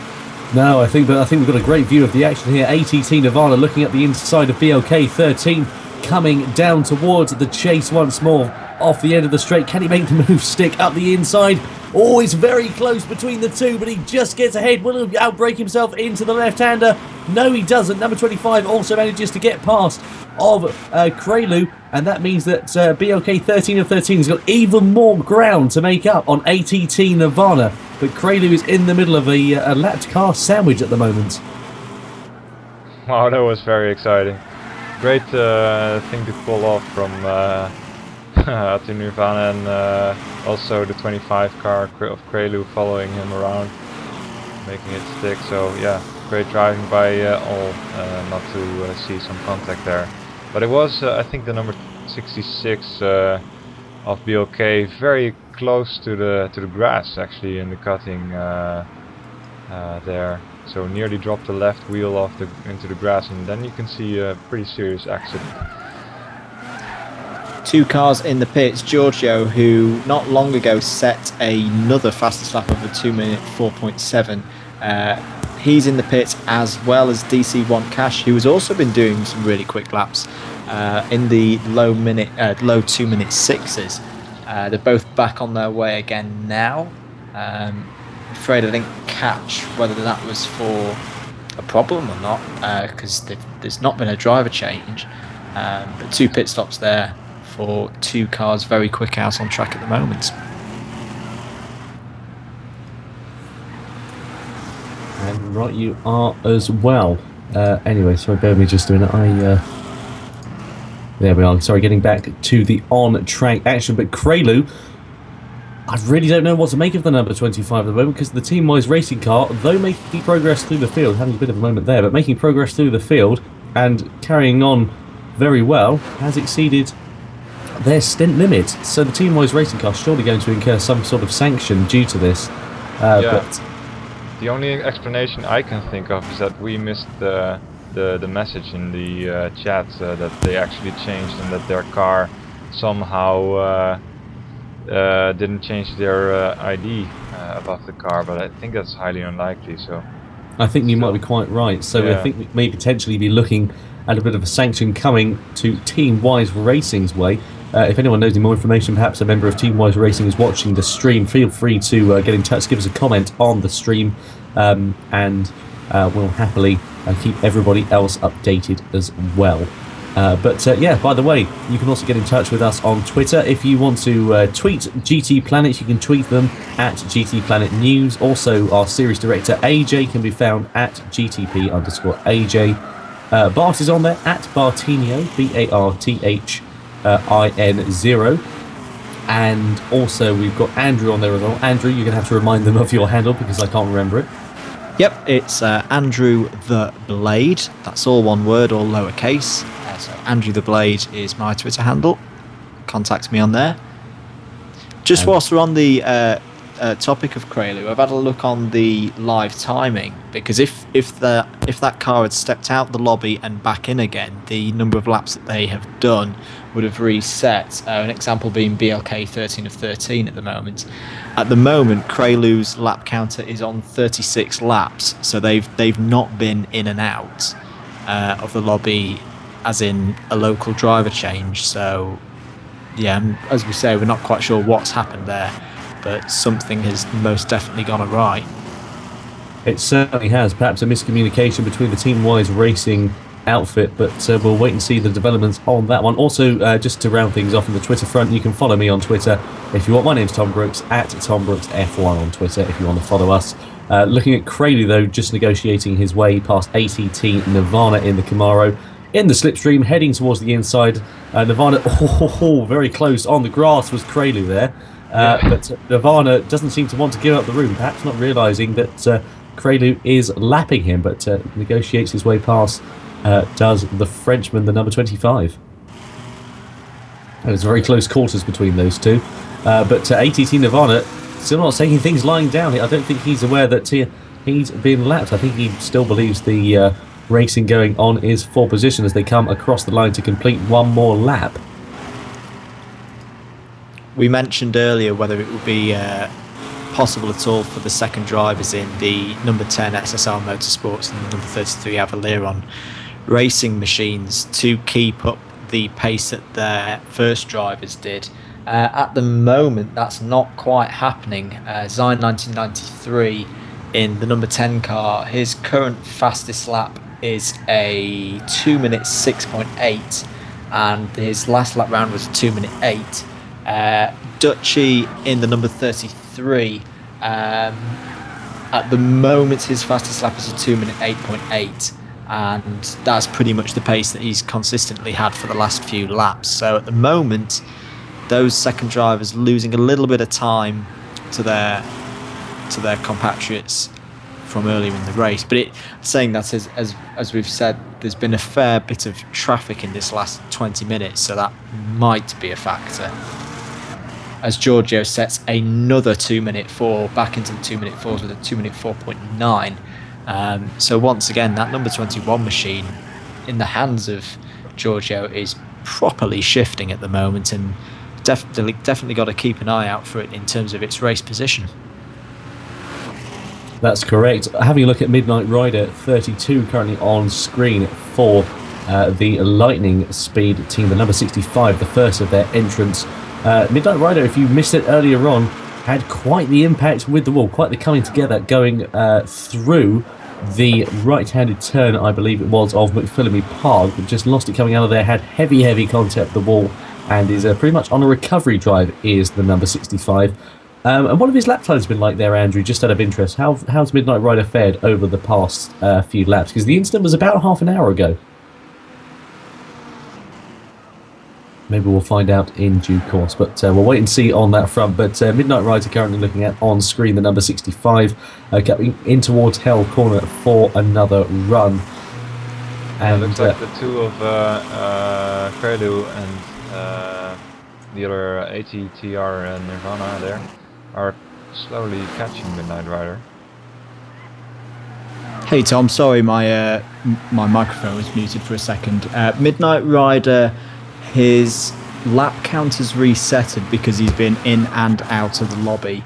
At the moment he's setting 2-minute 8. His fastest in this stint is a 2-minute 7.1. Right, okay, so that's not, the pace isn't too bad. There's a couple of seconds off the pace of the likes of Giorgio per se in the Scar, but it's not too bad. It's consistent, at least, one would imagine. So it's consistent, but not necessarily the quickest.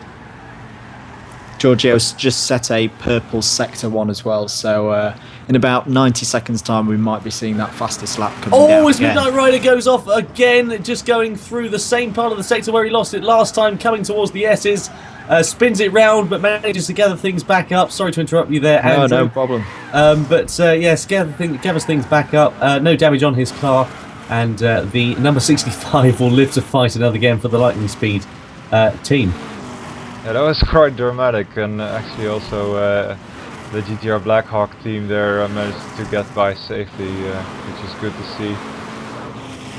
Yeah, but I was looking forward a little bit to a pile-up on the mountain because there was a quite big of a chance that happening maybe, but no, I'm not wishing those drivers bad luck. Of course, no. Yes, I was going to say, who remembers the pile-up in the mountain on it was in the 70s, I believe it was, the infamous race where there was such incident, quite a few laps, quite a sort of a severe incident where there were pretty much the entirety of the field involved in that pile-up. I don't know if you've ever seen that crash. There was a clip of it I was just getting acquainted with on YouTube beforehand. I'll try and find some more information about it at some point in the future. But anyway, getting back to things, actually, it's proven to be a very interesting race. Just over 35 minutes remaining currently of the event. If you have just tuned in, by the way, welcome along. Thank you for tuning in. It's the V8 Vigilantes Bathurst 24 hours support race, streamed live on YouTube, hosted on the GTPlanet Forum, or by the GTPlanet Forum, hosted by AJ, who is the series director. Got to thank him for organising the series, putting this whole thing together. Also to Bart as well, who is currently controlling the cameras and is up here in the comm box with us.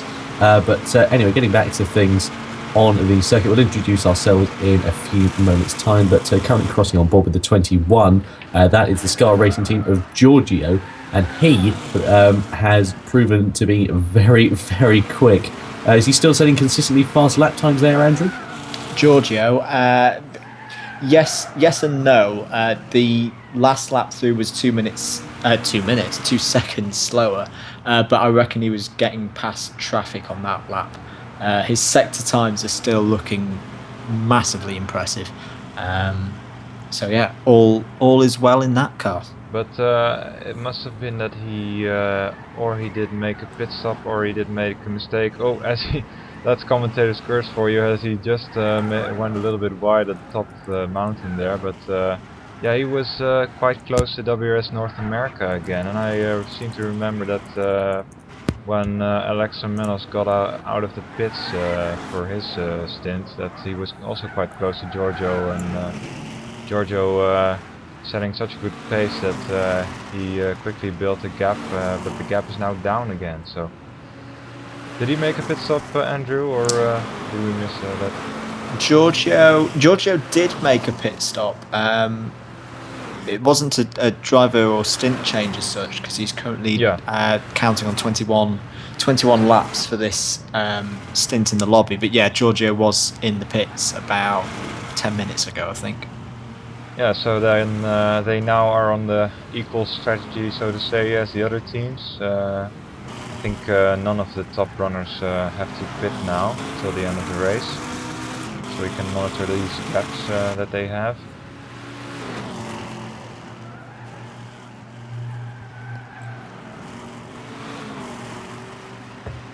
Crelu's still out there, whether he should be or not, but he's setting quite fast laps at the moment. He's now, for the first time today, into the 2-minute 5, so he's just set his fastest lap of the race. Keeping an eye on those two cars that, for the majority of this race, have been first and second. So Desire 1993 in the SSR Motorsports car, he's currently setting 2-minute 8s, high 2-minute 8s. And GTP Duchy in the yellow number 33 Avaleron machine, he's now into the low 2-minute 8s, but as I said before, he's quite consistently doing those lap times.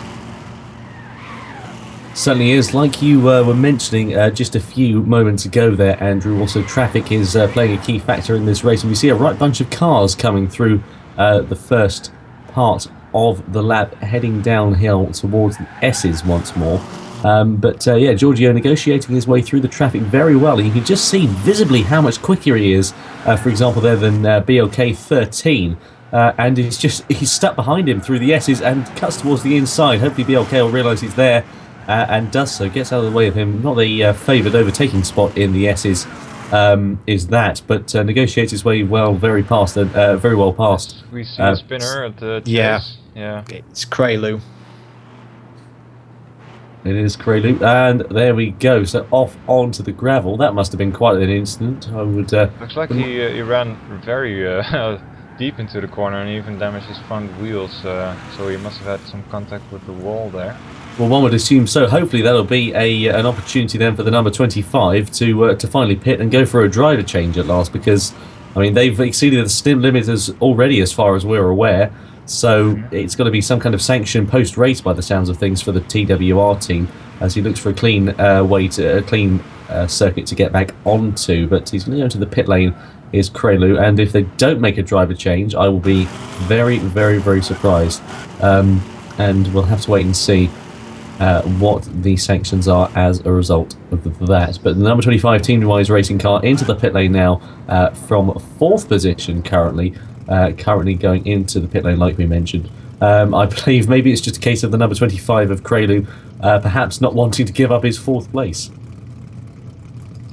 We mentioned earlier about the damage and the indicators on the screen. Quite an interesting situation. On the stream it says both fronts are damaged, but on my screen in the lobby in spectator mode, it's front right and rear left. So I don't know whether he's had several bits of contact with the scenery, but he's on his way again now, and there's been no driver change. Very, very surprising, it must be said. As we see a slow car somewhere on the top of the mountain, that's Alexa Menos. Ooh, there must have been some contact there, but he's driving with some speed again. Yeah, there was some damage on some cars you clicked onto there very briefly, Bart, as well, I must say. Okay. So I don't know if you want to backtrack onto those, because there looked to be some front right damage and some... Giorgio's got front right damage. So there we go. So Giorgio suffering from a bit of damage, perhaps a bit of contact with the back marker potentially? Maybe with DC1 Cash? Yeah, because they've got damage as well, you're quite right, but... DC1 Cash has got a lot of damage, and yeah, well, that's quite the instant then if that took place. It may just be separate incidents It's all a bit of speculation, but DC1 Cast were expecting then for the Can-Am VRL team to be going into the pit lane very, very shortly. Potentially Giorgio, given the lack of severity of his damage, I would imagine would probably be able to just would be able to drive the damage, or drive around the damage, but we'll wait and see to see whether DC1 Cast runs very wide into the pit lane. Yeah, he does. The number 57, and gets things back on track, and finally gets in, and will stop and repair the damage for the number 57. And also some damage for the Midnight Rider of lightning speed. Front right. Yep, and getting getting very sideways through there as well. So Midnight Rider preferring, or maybe thinking he's in a drifting competition instead, but not the place you want to be drifting around is Mount Panorama, I would imagine. It's probably also the worst corner to have damage on the right front on this track. So most corners are to the left, and you're putting quite some load through that right front suspension. That's quite right. I mean, the anti-clockwise circuit of Bathurst, like we mentioned earlier on, opened in April 1938. The 11th of April, I believe, or the 11th or the 17th. Let's have a quick look and find out, shall we? There was the 17th of April 1938 was when the circuit opened. Of course, it's been marginally modified since then, but not too much to distinguish it from the original. And interestingly, I was just doing a bit of reading up before we came on air. And Hell Corner, although people think it's due to the number of incidents that take place given the 90-degree left-hander, actually named Hell Corner due to a tree stump that's on the outside of the circuit. And when they used to race motorcycles at the circuit, it was named after a tree stump that was there, essentially, and it was a sort of a case of if a motorcycle rider hit the tree stump, they would then die due to the severity of the impact and then be descended into hell. Essentially, is pretty much how it gained its name, Hell Corner. So quite a remarkable thing to occur. But fortunately, there haven't been many deaths at the circuit as of recent. The most recent tragedy at the circuit was 2006, I believe, at the V8 Supercars race.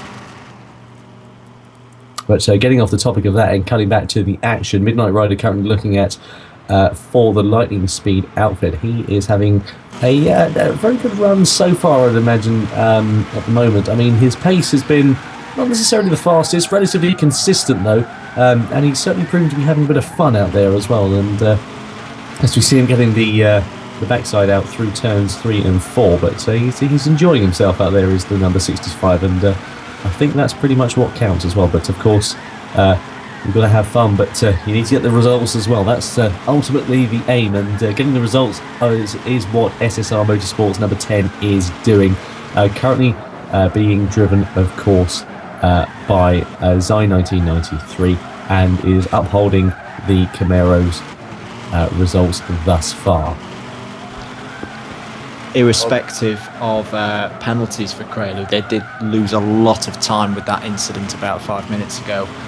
The in lap that they had was a 3 minutes lap, so most of that will have been time in the gravel trap. The out lap was a 2-minute 50, so they've lost probably at least over 90 seconds there with that incident. One would imagine you may be noticing, if you watch the start of the race and are perhaps just tuning in, an absentee from the entry from the standings on your right hand side. ABC Racing, who started the race with Richie Buggs and were having a very, very strong run, are out of this race due to some driver issues. Essentially, the driver was unable to join the lobby, as we see number 65 getting very sideways out of Murray's corner and on towards to start another lap. But yes, the number 17 ABC Racing team encountered some driver issues. Their driver was unable to join the lobby, therefore unable to compete in the race. Sad but true, and a terrible shame for the number 17 car, as they were having a very, very strong race. Looking at the closest battle on track, it's now Alexa Menos probably putting a lap on the Lightning Speed team, driven by BLK.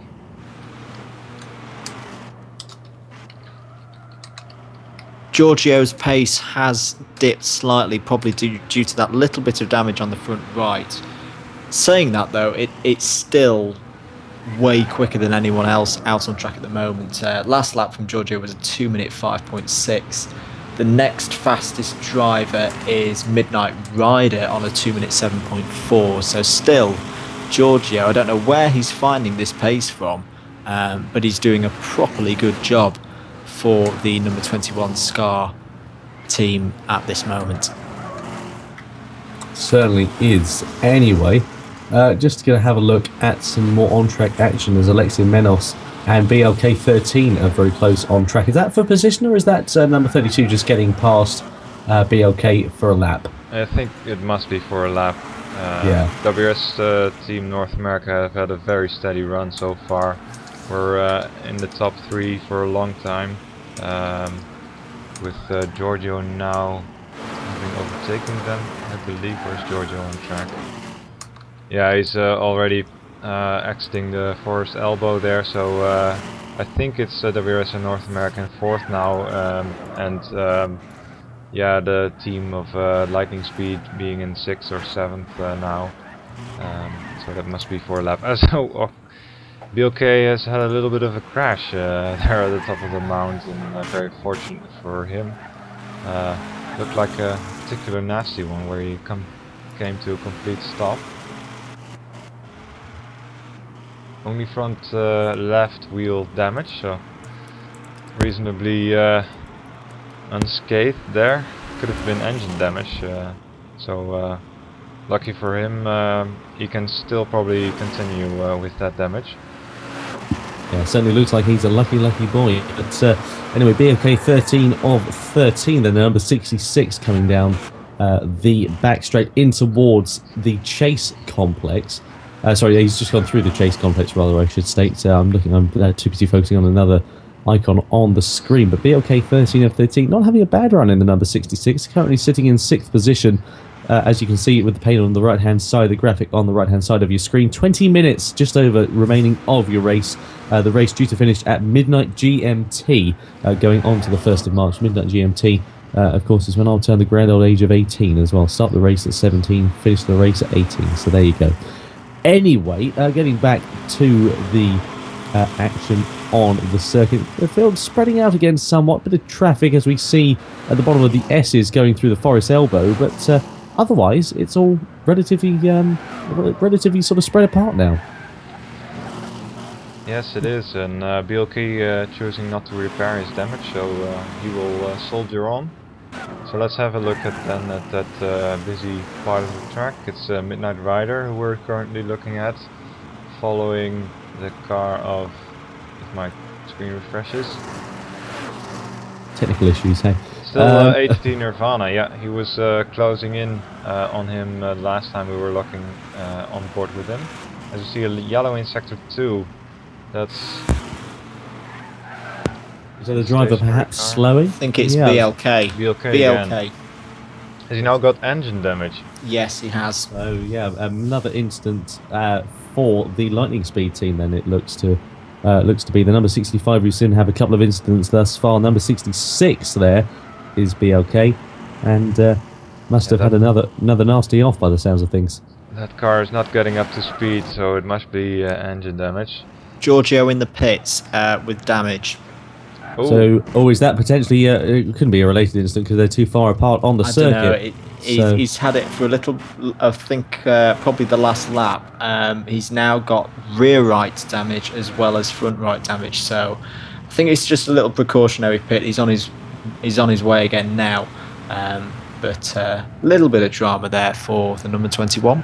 Yeah, that does mean that the inroads he's made on the second position has now been lost for a bit of an extent. But Alexa Menos closed the gap to him, but has not taken the position. So I think it's still Scar Honda in 3rd and WS America, North America in 4th.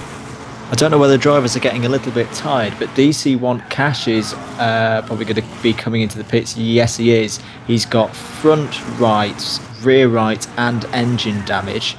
I don't know what's happened, but a substantial incident there for the Can-Am VRL car. Yeah, it looks to be that way. So a terrible shame there for DC1 Cash. If so, of course, DC1 Cash is driving the Can-Am VRL number 57 Camaro. And yeah, it's a terrible shame because they were having a strong run, I should say, in the earlier stages of the race. Of course, now if you go by the graphic on your screen, they're in 9th position, but how accurate that is, because it has been updated for a little bit, will remain to be seen, but we'll keep you updated with anything else that we receive. Currently BLK looking in at as well. ATT Nirvana, not having a number plate on his car, but still, yeah, pushing on. He's been keeping the 65 behind him for quite a few laps now. Still, the lightning speed car closing in a little bit on them. Yeah, getting ever closer every lap by the looks of things, but not quite there to make to make a pass rather. And this is one of the straights that has been a very popular passing place, especially around the outside as well. It's seen a couple of drivers make a move around the outside, and very spectacular they've been. Yes, quite. We saw, I think, JTV make a move there, and a few other cars. I was going to say, because I mean, the most popular passing place I'd have thought would have probably been Murray's Corner, really, because I mean, if you get a good exit out of the chase in towards Murray's Corner, it's always a good passing place. Not necessarily into Hell Corner, although the corners are theoretically identical in angles, at least. Of course, they're both 90 degrees, but of course, passing the Hell Corner, you've got the whole straight to defend from. Whereas if you pass into Murray's, you've got enough time to potentially bridge a little bit of a gap. But yeah, you mentioned ATT Nirvana. Yeah, ATT. Sorry, to interrupt there. ATT Nirvana very harshly defending from Midnight Rider in the lightning speed car. Sorry to ask this question. I'm pretty sure I probably asked it. Are these guys battling for position, or is it putting a lap? Looking at the current standings, I believe not. I think it's probably the 65 being a lap ahead of the GTR Blackhawks. That would make sense considering the other drivers who have passed the Blackhawk car as well. So the Blackhawks car of number 89 of ATT Nirvana are going to be thinking about getting out of the way relatively shortly, one would think. But then again, he is technically entitled to holding his line. There's nothing, of course, within the racing that states that the driver has to move off the racing line, and there's no blue flags or anything of the like. It's down to the driver behind to negotiate his way past the traffic. Yeah, definitely, as it would be cautious by ATT Nirvana to move out of the way. He's not really obliged to, as there's not being a blue flag waved. I say both are catching Dutchy a little bit. Dutchy, who has taken over from Animera for Valerian Racing, the number 33. We've not seen much of Dutchy in the second part of the race, but that's probably a good thing. There not have been many incidents. Having a nice, quiet but consistent run by the sounds of things are the Valerian Racing team, currently sitting in second place. So you couldn't really, aside from obviously the top spot, ask for much better than that from the Valerian Racing team. Given they started in third, they've made a position up. I'm sure they'd like to be on the top step, as would everyone taking part in this race. But quite the performance from the Valerian Racing team with just over 15 minutes remaining. Yeah, I've spoken with Dutchy just before the start, and he was really targeting a solid, consistent race, so he's exactly doing that. The ongoing adventures of Kraylu. Oh, sorry. Whoa, big pile up yes. in the top of the hill with Dutchy also involved. Good heavens, sorry, I was just going to pop off for a minute there, but I'm going to have to delay that for quite some time. That's GTP Dutchy involved in there, I think. Limp home mode. Yeah, limp home mode. So that's Zai 1993 in the Zai 1993. It's in the SSR Motorsports car. I think it was a black car. Yeah, so that's the SSR Motor. So the two leaders, the SSR Motorsports number 10 and the Valerian Racing team are caught up in that incident, as well as I believe it may have been the Blackhawks GTRs. I just looked away from my screen momentarily when the incident occurred. So it must have been the number 10 first. It was a black car across the track, but Dutchy was behind him, and for him to be involved in the incident, it must have been the car of SSR Motorsports who was in there first. There may be, I mean, full damage for the Valerian Racing team as well. I mean, quite the incident for the number 10 and the number 33. We'll see a safety car here, at least a full course yellow, which probably means a safety car. Yep, full course yellow confirmed. Midnight Rider is rolling around with a lot Yes. of damage as well. Kraylu I saw as well. Safety car deployed. Kraylu was off as well. So there's So now no overtaking. I think there were at least, I don't know, it might have actually been 2 separate incidents with a number of cars broken out on track at the moment. But I think with me monitoring the YouTube comments, the stream I've got is about 10 seconds behind. There were at least 3 cars involved with that smash over the top of the mountain. Didn't quite fully catch it, as pretty much I didn't know which screen to look at, but it looked like the number 10. Have a look at it on the replay function. As you all know, you can rewind a live stream on YouTube, which is quite handy. Good idea. So we were on board with HT Nirvana at the time, the black car, and yeah, it was the another black car, so that must have been SR Motorsport, and it was Dutchy crashing into him, and then also the 65 lightning speed and the 89 GTR Blackhawks getting collected in that incident. ATT Nirvana in the pits.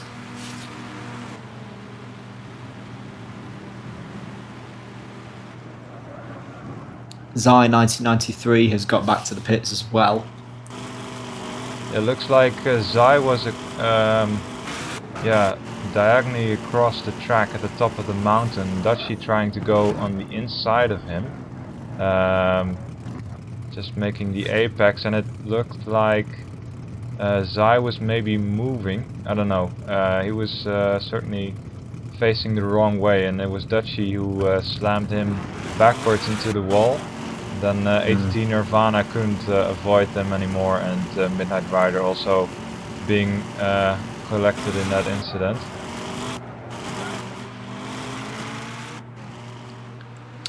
Replay please, says Barry. Barry, you can also rewind the stream yourself. It's possible with YouTube to just click that time bar and then go backwards. You can just make it out 16 minutes corner. 12 is the timestamp you want on the clock. I've just got to it myself. Okay. Thank you, Andrew. So there we are, going back to things. Anyway, so GTP Dutchy has is obviously driving around the circuit at quite the reduced pace, just behind the SSR Motorsports car as well. As I believe Krilo is holding them up. Yes. Yeah, Zai and Dutchy also. Yeah, they both know that they can drive with reasonable speed, but they can't overtake. And Krilo probably adhering to 60 kilometers an hour, but he can. So, Kraylu's got up. damage front and engine as well. So he's so that could potentially be a tactical move then. Oh, there we are. So there we are. So how would that be tactical for him? Well, it could be a tactical move for Kraylu holding up the drivers at the pack, essentially to obviously if the flag went green, then they obviously have a bigger deficit with the cars. They then have to sort of overtake to get the lap on them, essentially. But anyway, sorry, getting back to it. I'm sorry, I confused myself while I was talking there. But anyway, getting back to it. So what sort of mysteries did we unravel whilst I nipped off for just a mo? I'm not sure whether we actually found out who was to blame, if anyone. I think we're fairly sure it was the 10, 33, and 65 and 89 that were involved. I also spotted away from the cameras, Kraylu was off as well on the long straight in sector 3 in his own separate incident. So yeah, in short terms, no, we don't know exactly what happened, but it's definitely thrown things up in the air for the last 10 minutes of this race. Certainly has done. 10 minutes now, just ticking it over on your screen remaining. We're under safety car conditions if you've just tuned in. By the way, it's set to be a cracker of a race, but SSR Motorsports still currently leading the pack. We're under safety car conditions due to an incident involving the aforementioned number 10 car. Avalarion Racing, number 33, in second place, also caught up in the incident as well. A bit of a pile-up coming into the S's, it would appear, occurred. We're still trying to decipher the cause of the incident and also who was involved, because there were 3 cars involved in the incident. We've got 2 out of the 3, but we believe there are some more involved, and we're currently waiting as the pack bunches up again for green flag conditions to resume.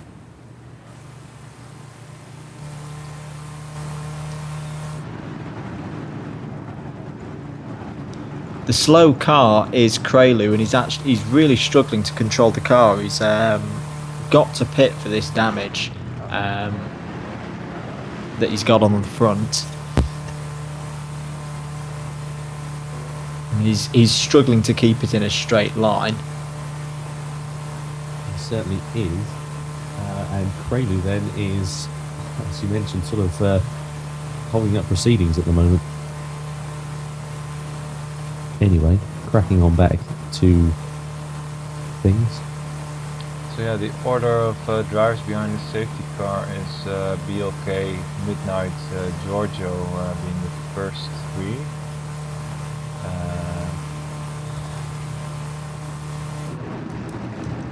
That's not much good, that camera angle. Then we have 82 Nirvana, Alexa Menos, the red car of Canon Virel. News now that that Krelu is in the pit lane. Thanks to Andrew for that one. Yeah, Krelu coming into the pits now to fix that damage. That's DC1 cash. Then we got Z and Dutchy. So of all these cars, I think Giorgio is effectively leading the race now, and Alexa Menos in second, and then it must be I think, yeah, then it's Z for SR Motorsports and Dutchy in fourth, if I'm still correct, that they are all on the lead lap, and then it's BOK in front of the train, leading the pack there around behind the safety car. Krelu has rejoined the pack after the pit stop, so we've got all the cars now in a single train, so hopefully we'll be able to get this one back up and underway in the next minute or so. That would be nice to see. It's literally turning out to be a 12 hours of Bathurst in 2 hours, isn't it? Because it's just similar to what happened, of course, if you saw the endurance race a few weeks back. Similar to what they had 3 drivers going at it in the final sort of, was it 10-12 minutes of the race, and the victory was decided all but on the last lap, wasn't it? Yeah.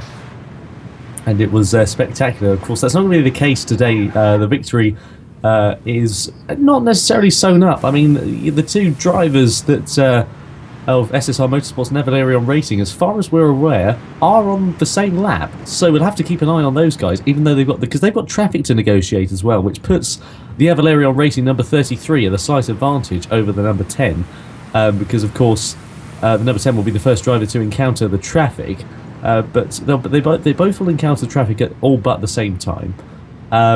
They're both on the lead lap. There's 6 minutes remaining of the race, or just under. The safety car is coming in. We're in for a cracker of an end of a race, I have to say. Someone who's... as we just saw, a black flag for Yeah. number 25, or was it the number 66? I'm not... Number entirely sure. 20...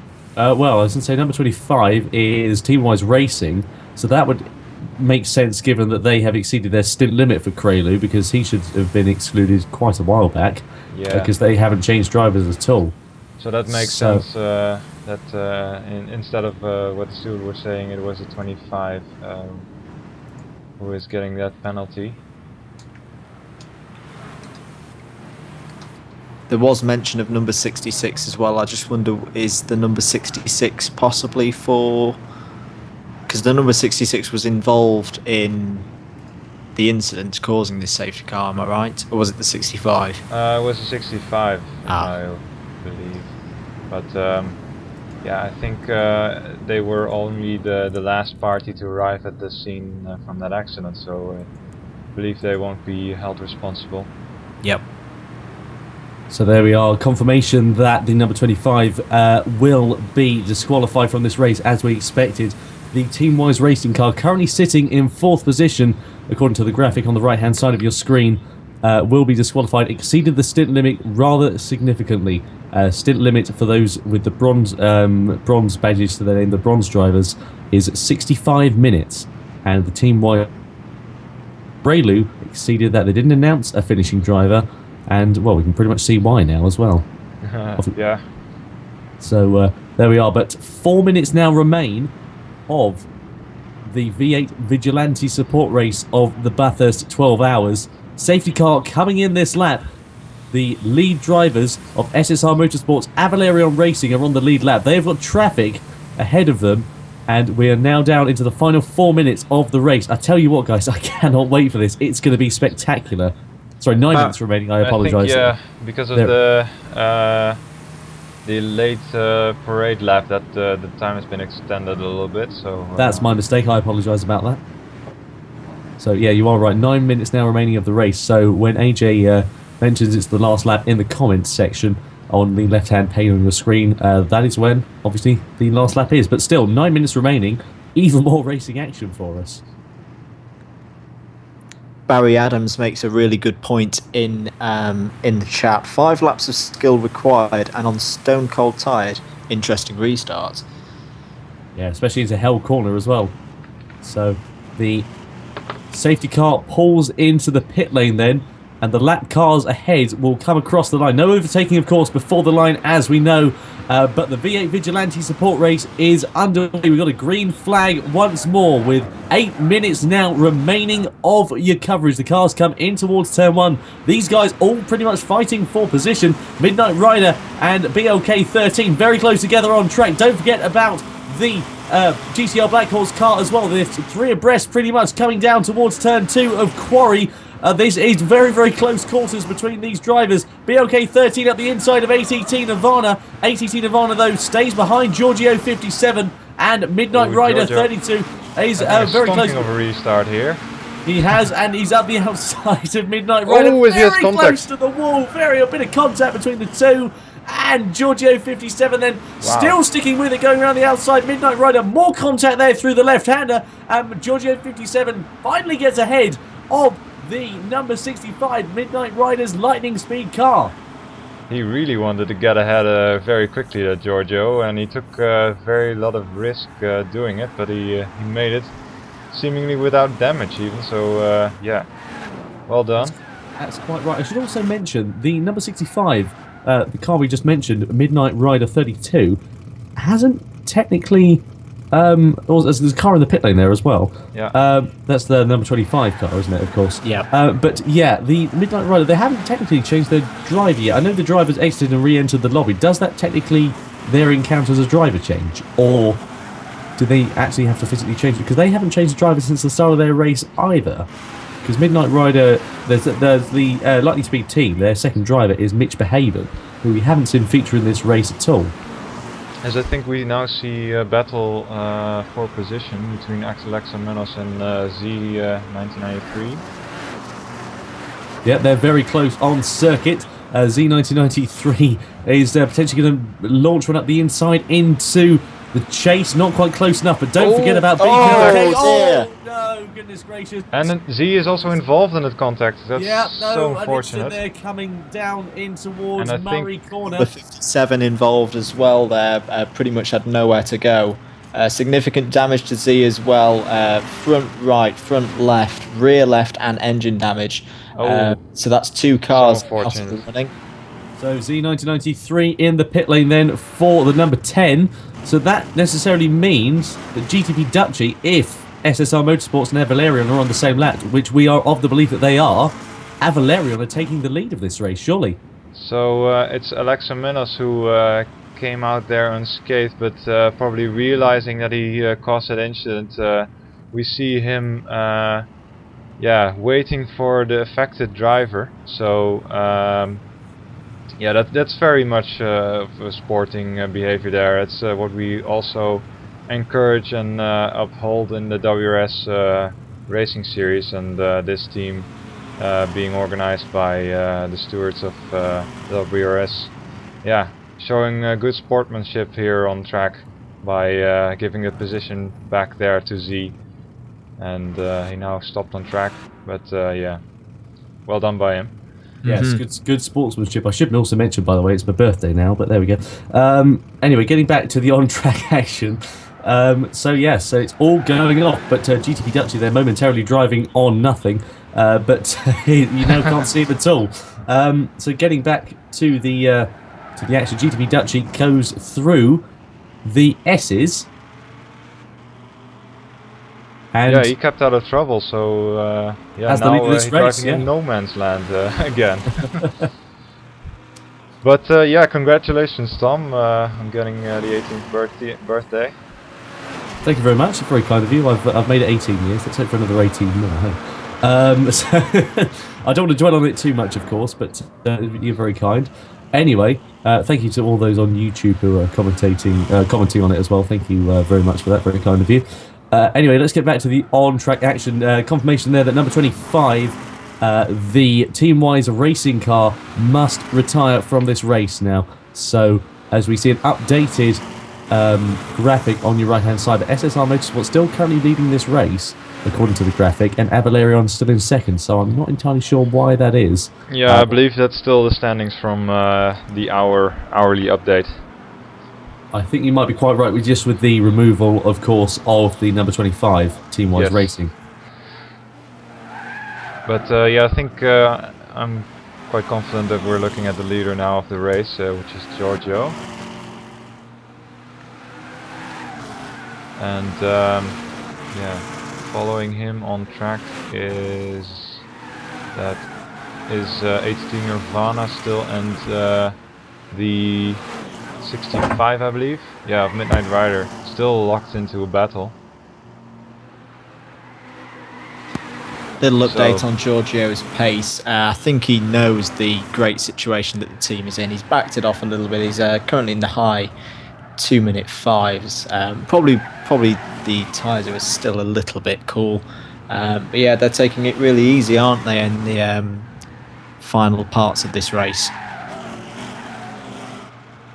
Yeah, so that's the 89 GTR Blackhawks and the 65, or the 65 Lightning Speed there, locked into battle, but being relatively close to the leader, but essentially on a lap down, I believe. Then we have the car exiting the Falcon Elbow. That's Dutchy, so he's in second, if I'm correct. Then we have DC1 Cash, which is probably trailing the 89 and the 65 on a lap down from the leader. And then we have two cars of Z and BLK being quite close to each other. BLK, the 66, this could be for position, because the 66 was at the head of the field for the restart, but it looks like he's crabbing now. He's got right rear and left front damage. So does appear. So BLK in trouble in the final stages of the race. Just over a minute now remaining. The Scar Honda Chevrolet, yeah, I know. Number 21 leads the race with Giorgio 57, and he has driven an absolute stonker. He was down in 7th place in the mid stages when he started his stint. Considering Good Wolf's demise at the early part of the race, no credit taken away from Good Wolf. His pace in the early stages just wasn't there, sadly, but he still drove very well, but others around him were just that little bit quicker. But Giorgio 57, what a comeback from the number 21, as he's on his final lap then of the V8 Vigilantes race here at Mount Panorama. Yeah, shall I make it even more confusing? Go on. I think this team is heavily connected to Lotus. So the SCAR essentially standing for Sunday Cup affiliated racers, and so we've got the this- Sunday Cup only organized and driving Lotuses in their events. So there we go. We've got the Scar, Honda, Lotus, Chevrolet team. There we go. That'll work. But he comes down the back straight. Then, of course, Conrod straight into the chase for the final time. Does the Chevrolet Camaro V8 car, and heading down now towards the minor straight before Murray's Corner. But the final lap about to be completed by the number 21 Giorgio 57. He rounds Murray's Corner, then clips the curb, runs it out wide, and comes then across the line. Giorgio 57 and Scar Honda Racing take the victory here at the V8 Vigilantes race. What a victory from them. Fantastic result, and what a race it was. 2 hours has just absolutely flown by. Yes, and we have a finisher of Midnight Racing and ADTR. And then we have Dutchy coming across the line in just a second. So Valerion Racing takes second, which I must say I'm very happy with. Animera and Dutchy will be also. Yeah, Avalerion come across the line then. Great result then for the number 33. I think GTP Dutchy and Avalerion will be happy with that. Bart, are you pleased with that result for the team? Yeah, very well. We think we're just concentrating on having a tidy, consistent race, and I think the drivers have just managed that, so very happy. Yeah, very nicely done. As we see number 57, DC1 Cash for the Can-Am VRL team coming across the line, just waiting for the final runners then to finally cross the line and finish the Grand Prix. So there comes Zai 1993 in the SSR Motorsports car. Went from first to 10th position in the space of a few laps, I'm afraid to say. Such a shame for the SSR Motorsports outfit. The American run team had a great race, but BLK 13 of 13 then for lightning speed. The number 66 comes across the line and the final runner of the V8 Vigilantes race. And what a fantastic event it was as well. I'll tell you what, if the 12 hours of Bathurst next weekend is anything to go by, we're in for a cracker. Absolutely a great race. Just to reiterate how well Giorgio has driven today. Even on that last lap, he was still pushing like crazy and set a couple of purple sectors right at the end. Definitely my driver of the day. So congratulations to the SCAR team on their victory. Yeah, it did look good from the start of his stint, because I had a really long a gap to make up, but yeah, you did really well to catch them up. Had a little bit of help from the safety car, but yeah, nothing to take away from his driving today.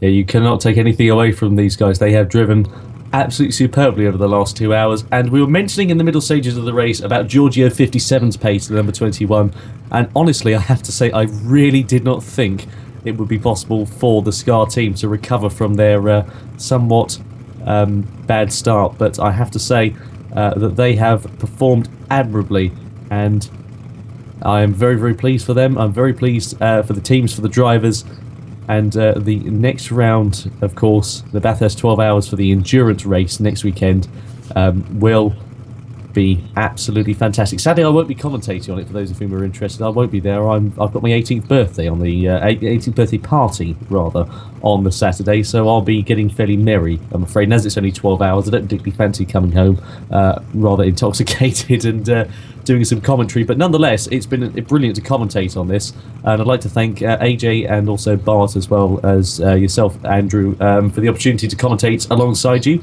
It's been a pleasure. Thank you. Oh no, the pleasure is ours.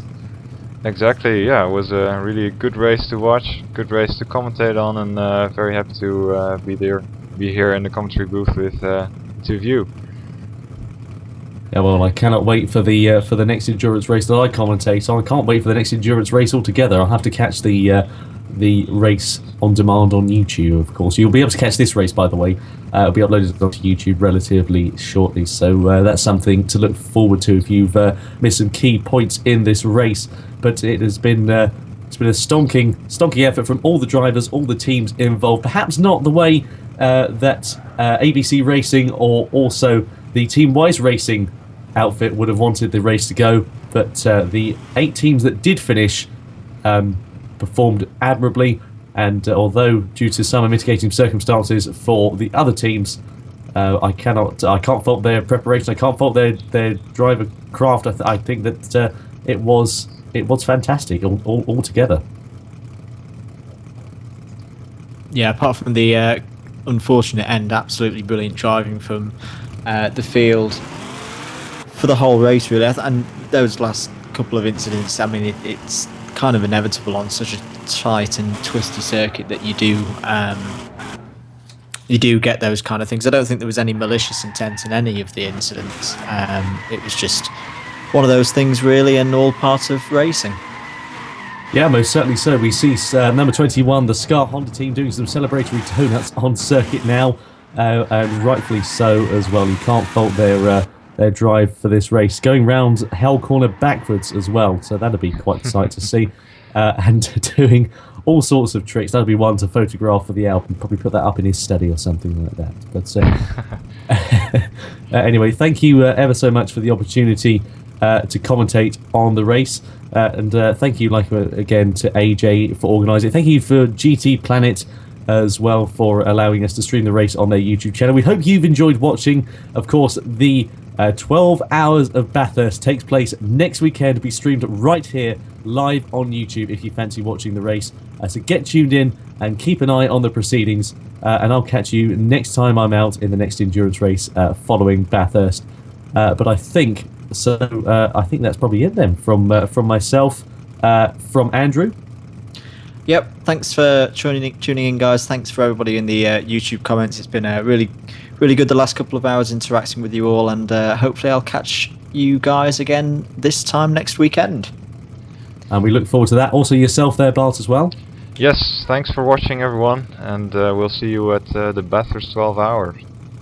Yeah, we look forward to that. The full results of the event will be posted in the forum shortly. We'll catch you next time out, though. The 12 Hours of Bathurst comes your way next weekend. Proceedings get underway at 7 p.m. GMT, so we'll catch you then. Have yourself a great week in the meantime. Hope you've enjoyed the action, and we'll see you soon.